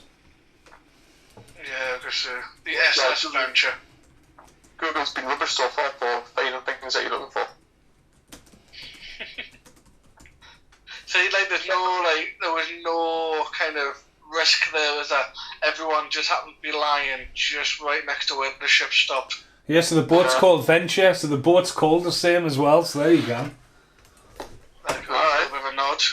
I can tell, like, you imagine that's a nod, like, rather than a coincidence. I mean, you're gonna. I mean, Steven Spielberg is not that fucking stupid. He didn't realise he was doing a bit of a remake of King Kong.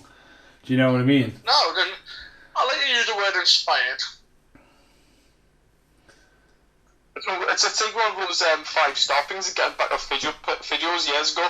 You know, like Being a Neil, King Kong meets Jurassic Park, 5 stars. You know what I mean? Yeah.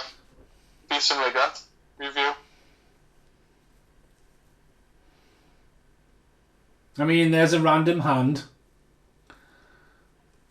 Well, hold on, though. I mean, I might be fuzzy on the detail here, but they only brought a T-Rex over, didn't they?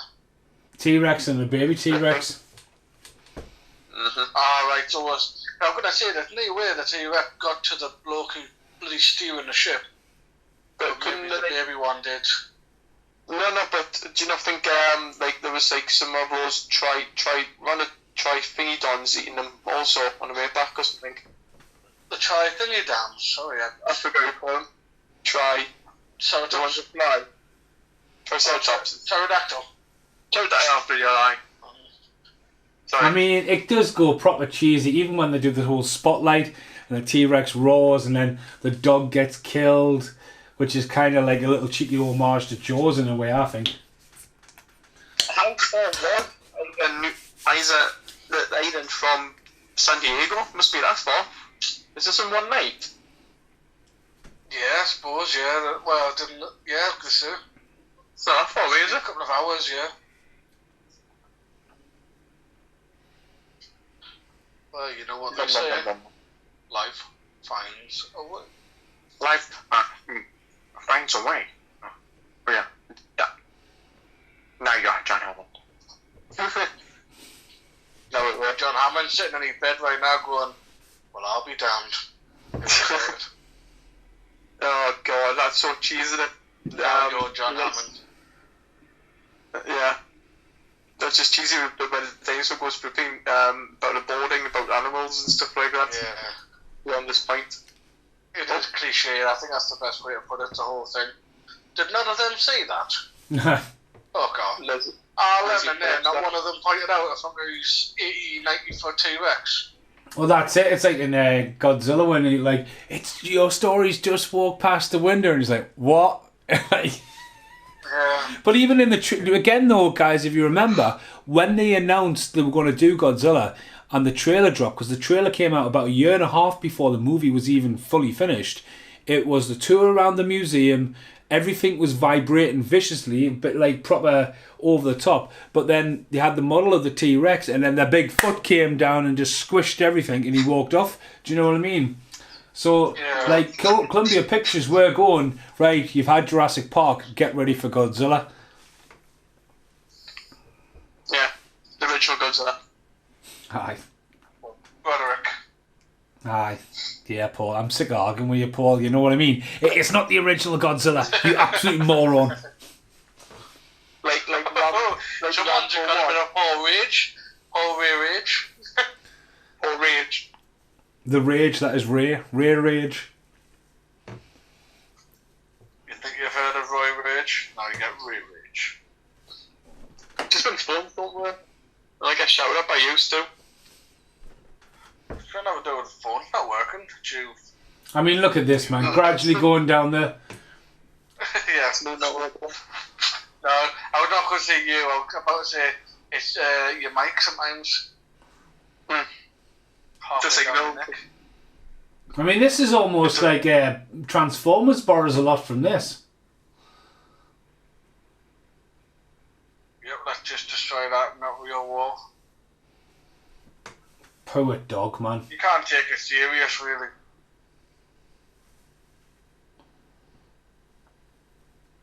Oh, I'll tell you what, though, we're getting close to the unlucky bastard role. I've just realised which scene it is now. Oh, yeah. Poor little thing.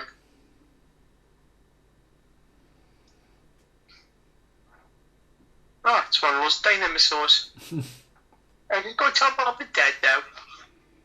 I mean, at the end of the day with a kid, you've just got to just have that real dinosaur there. He's not really going to react that much to it. He's going to be shitting himself. Mate, you know when you wake up like in the middle of the night and you're just not with it? That's a bit like that, isn't it? Yeah. Oh, I would have been back asleep in a couple of seconds later. From that. I'm just dreaming here, like, I'm back up. See, that's enough. The dog will go in the To be box. honest with you, though, all this time when a T-Rex was running around, he's in a jungle, he's in a waterfall, he's doing all the, not wanting to take a drink. Now he's taking a drink out of this pool. It's full of chlorine. I call It's it going to get bad bullshit. sometime. It's going to get bad sometime. The stupid fish. Let's blame the fish for the T-Rex. Sleeps.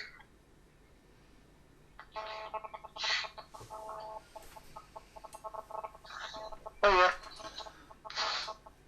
So do people not know about Jurassic Park in the real world yet? And I'd imagine no, because I think the lawyers would have wrapped it all up, wouldn't they? Because they do, at the end of this film they do, don't they? 'Cause this picture. Yeah, I think it's a news report at the very end, isn't it? Yeah. He's sitting on the couch with his daughter and Sarah. Fine. And then Hammond's there going, we have to leave these animals alone. Let them get on with stuff. And it's really cheesy at the end. Yeah, so people don't realise that that was Jurassic Park. Yeah? Yeah. So that means there would have been some leaks or something by now, you know what I mean? But what's going on? 2021, there should be. But then again, you're talking about the 90s here. Yeah.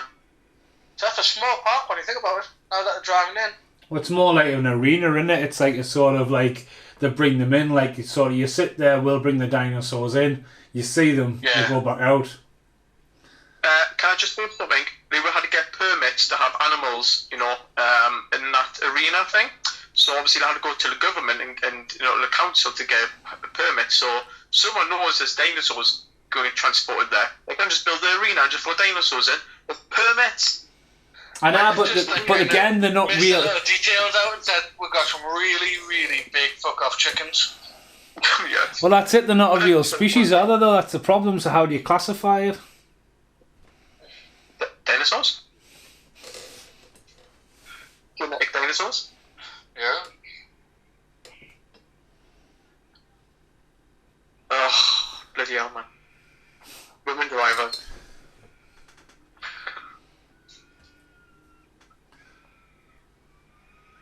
There's just cars flying everywhere. It's like the Blues Brothers. I mean, that there, right? Is it that's all they had to do with the trailer? That. There's a bomb on that bus. It goes up to 50 miles an hour, blow up. As it goes under.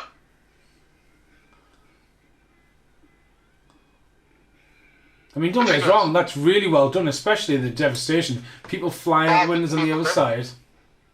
Yeah. Blockbusters. I forgot this was in it. Oh yeah, so you've got Arnold Schwarzenegger there, Robin Williams. You've got Tom Hanks at the start, Taisumi. And you got a bit of Godzilla thing also, haven't you? With the Japanese people running past. Yeah, that's Oh, it. God, that's ridiculous, that, like. Oh, no. That's This would be terrible. Oh, this is that bloke I was on about, the unlucky bastard. He's going to run up against the screen. It's one of those it's one of those things where you go to the door, but it doesn't say pull or push, and you do the wrong way, don't you? That's what it is. Oh, it's like when you see someone like in the Metro Centre when they walk into the glass and just keep bang, and it's like. I've heard about that. Going back to that video shot, there was an Arnold Schwarzenegger, Robin Williams, and Tom Hanks were clearly visible in spoof. I think as a very extra, we should try and rewind that and pause it and just see what we can actually physically see. Yeah. Like I love like that. Like last Action Hero, or the black one also. It's not Last Action Hero though. When, Oh, you're right, the video when, shop, yeah. What was it? Sylvester Stallone was Terminator. Yeah.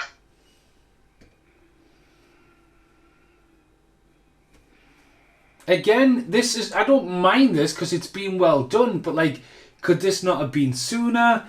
You know what I mean? Could they not got back to the situation already? Do you know what I mean? Could the story been worked a little bit better? Yes, and yes.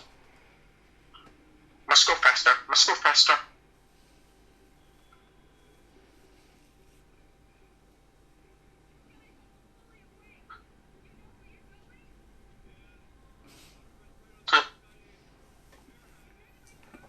I'm sure it gives you the whole almost like bat thing coming up. Epic. Well, like the whole think I'll- spotlight on the T-Rex's head.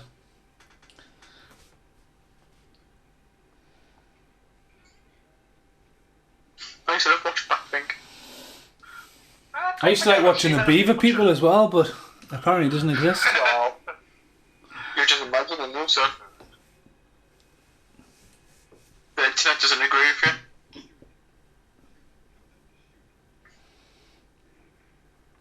Wouldn't the army not be called in by now? But I'll keep IGN keeping it under wraps. I don't think I can keep this under wraps. I've seen the state of the friggin' PR. Well, there's still fucking people are still asleep with this. I mean, there'll still be people there, wouldn't there? Like after that, oh, it's gone though, but Yeah.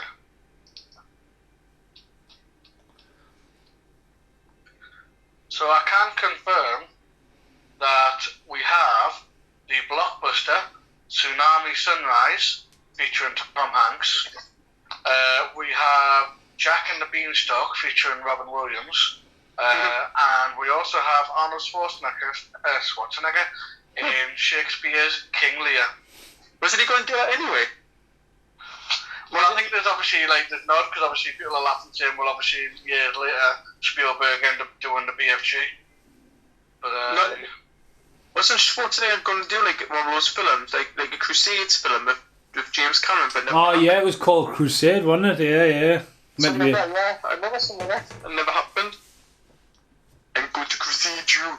Come on, let's go.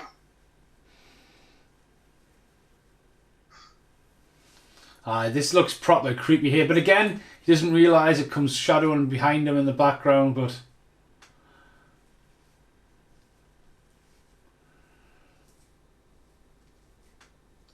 Ugh. It's one of your sexy faces there, Mason. That he's holding in his hand. Oh, you seen that video as well, did you? Yeah, he said it. Yeah. I thought it was the only one. Cheers, Mason. I see what you mean, Mason, how he's got a little bit of a more, I don't know, like vicious look to him. you see it more here when it comes back to get him here. Whereas mum or dad pushes the, because it's 2021, pushes the bag out. Well, thanks. Go on. Even though I just said lady driver before, never mind. But it's showing him to kill him, but obviously, shouldn't that not have been around and killed the rest of them?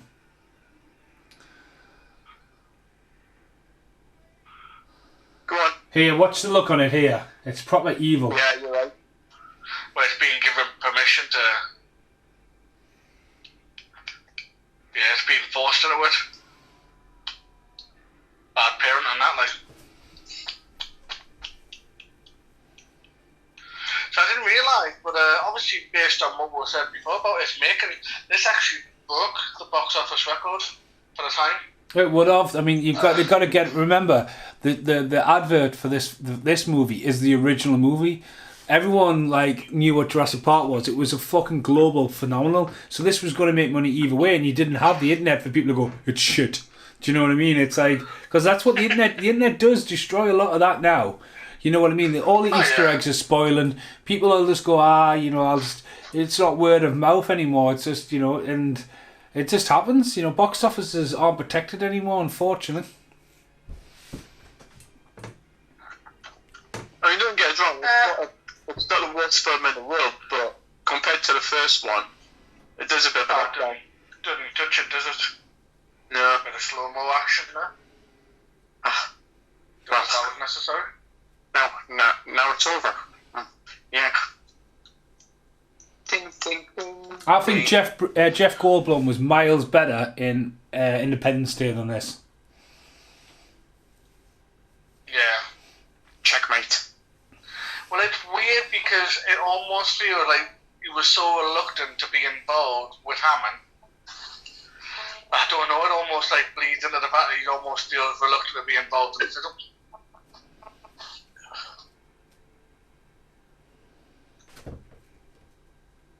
Oh, hey. And there he goes. And the TV's going to follow him. It's going to have a happy ending though, unlike Jurassic Park. Why does it look like Steven Spielberg sitting there in that reflection? That's boring, is that? Oh, it's not just beavers in suits. No, Paul, they're not real, remember? Oh, yeah, sorry. Well, he had to have the shirt down position, though, didn't he? Of course, he's hey, Malcolm. That's Yeah, I mean, to embrace the silliness of it now, I would have had, like, CNN Live, but then cutting to, like, Alan Grant just sitting there going, what on earth was they thinking? They're idiots. But then just literally having it so that they'll, like, just add them in there just for the sake of saying, well, we all knew what this was going to happen. Plinky, Anyone used to watch the telly that close? Plinky, plink. Well, come on, it was 1986, you know, it was only like a 19-inch TV. I think you'll find it's 1987. Alright, sorry. She was flying on the couch 2 minutes ago. Pling, plinky, plong. Oh. Interference. So, The world is- the fact that he's still on board with the idea of still, like, keeping them alive and keeping them involved, but I think he just obviously admitted that. I mean, this shot right here, everyone living in peaceful tranquility. Come on. Yeah, it's cheese, isn't it? An ending with what everyone had wanted. There's a flying dinosaur. Triceratops. Pterodactyl. Pterodactyl. Which Yeah, I that's tell a you funny what. shot there, isn't it? Yeah, and I mean, in the next one, like, they are a massive part of it, and, like, people wanted them in for ages in the toys. But, like, again, it's just like, well... But, like, if you see it in I just remember in the third one, there's a scene where one of them turns its head back and looks at the camera, and it's fucking terrifying. It's true. Because wasn't that from the first one? They just cut it out, didn't they? Like you were saying, Catherine Kennedy again. Yeah. Oh, hey. Well, don't get us wrong. Oh, yeah, okay. Mason? I'm just rewinding a minute. I want to look at the reflection in the TV, because I saw Steven Spielberg. I was keeping an eye on him, but obviously he is credited as man eating popcorn. So he's in there somewhere. He fucking is. No, he is. Look, fuck me. Right. 2 seconds. Wait there. Right. You can see it if I send you on the picture. Right. I have freeze framed when it says CNN Live. Right. 2 seconds. Right. Right. You guys. It'll be a scenario, Paul. So hold on. It's not. Wait there. Get on the group. Right. The fucking hell, honest to God, I cannot believe he's hidden in the cameo like this. Right, hang on. It's coming through now. I just got a picture of a beaver with a six-pack. Yeah, No, look, have a look on the group. It's come through. Look, he's sitting next to, it's Steven Spielberg with a blue jacket on. He's sitting next to Julianne Moore. Yeah, you're right. I don't believe that, like. It's not a beaver, though, so it's not. Fuck off, man. I can't believe that. Face. What a cheeky little cameo that is. Well spotted, Mason. Thank you. Yes, we made up for the hour and a half of looking for beavers. So, oh man, Mummy's angry. Are you gonna give it? Me, Only 5 for me personally. I think the stories. I think the movie's far too long for a start, and I think, because I'm a massive fan of King Kong, it essentially borrows from King Kong when it didn't need to borrow from King Kong. Do you know what I mean? Jurassic Park itself was a proper mint original story. Yes, a lot of people will go, well, it was a bit of a fucking remake of Westworld, whatever. But like, the idea that they bowed down to sort of like, right, keep the audiences happy, yes, but it's a weird one because if you said that was a different director, you would have went, all right, but it's not. It's Steven Spielberg, and it's like, it kind of wants to be different, and it looks a little bit different, but it's not different. And when you strip the story back, there's not really an overall like, they want the dinosaurs off the island, but these want. It's just, it doesn't carry what the first one carried for me, and I think they just chucked everyone in as they can and like sort of rewrote the origins of the books to fit the movie. And I get it. It was going to be a juggernaut hit in either way. Do you know what I mean? Because Steven Spielberg wasn't going to make a shit movie. But like, we didn't need that. Like the T-Rex in the city could have been the third movie. If the most like worked down and got a few more dinosaurs in. I mean, at the end of the day, the birds and stuff like they wanted to do with the pterodactyls, they were trying on that. It looks fantastic at the end of the movie. Could they not have brought that in? Maybe they could, maybe they couldn't. But then with Jurassic Park 3, it's the same island, so where's the Spinosaurus in this? And I just, out of the trilogy, this is my least favourite, unfortunately. So only a 5. Yeah. Carl, how many Mama's Angry would you give it? Mama's Angry. Okay, so obviously I stated that obviously the third one's the weakest one for me. After rewatching this, I'm still in agreement with that until I say the third one. This one, you're definitely right in the sense that I definitely would not have pegged this for a Steven Spielberg film. This very much feels like someone taking Spielberg baby and made it their own. And, in some regard, props to them for making it their own. Like I mentioned earlier, they deliberately changed the music so that they weren't going to be recognised exactly the same. But that being said, it was kind of like, I think I'm going to kind of agree with Mason on most things by saying, yes, it was probably just a case of all of these ideas look great on paper, but then when they put it together on screen, it just didn't gel as well. Like I say, there was too many people involved. I think once you got all these mercenaries in one go, you just didn't really care for them. Whereas with the first one, every single character, even going to Sam Jackson, who pretty much did nothing but smoke and tap a keyboard, you still give a shit about that character. Whereas with this film, there's too many people I just forgot about and just didn't care. Yeah. And that's even including some of the main characters. I didn't care for any of them to survive. Whereas at least with like the first one, I would like, you definitely want Ian Malcolm, Alan Grant, Ellie, the kids. You're sitting there going, they have to survive. But in this one, not so much. So I think for that, I would say 6, 6.5. Oh, well. Half of Mama's Angry. I like the idea of what they went for. No, it didn't work on paper, but it's still a fun dinosaur movie. I'm going for 5 Mama's Angry because, again, same as Mason, it was way too long. It was nothing compared to the first one, but I think just because I've seen it that many times, it just kind of took its foot out of it for us. If they stayed at Island, it would have been a bit easier, but like you said, I wish they kind of like separated so everyone would have their own kind of story. But once it started teaming up, it was like a survival thing, which is alright, but it was just a bit too long-winded for me. The effects are really good. I mean, they're alright, but obviously it's CGI with a bit of animatronics, so sometimes they blend in right, sometimes they don't. The music, like you said, was completely different to the first one, which is good, so you recognise it straight away. But for me, like I said, it is the weakest in the trilogy for me. I think just because, like I said, I've seen that many times, and it's just it's too long. It's way too long, but you know what I say? Life finds a way. I wonder if the otters. Oh my god. Oh, Jesus Christ. I'm sitting there thinking, what the fuck? But then it just dawned on us. Oh, man. What? I tell you, if the they'll turn out to be real, we need to do a podcast on It is a real show. I'm not lying. They're not muskrats I either. don't think you're lying, mate. I just think you're wrong. Different thing altogether. I feel like you've concocted this idea as a kid. It's quite possible.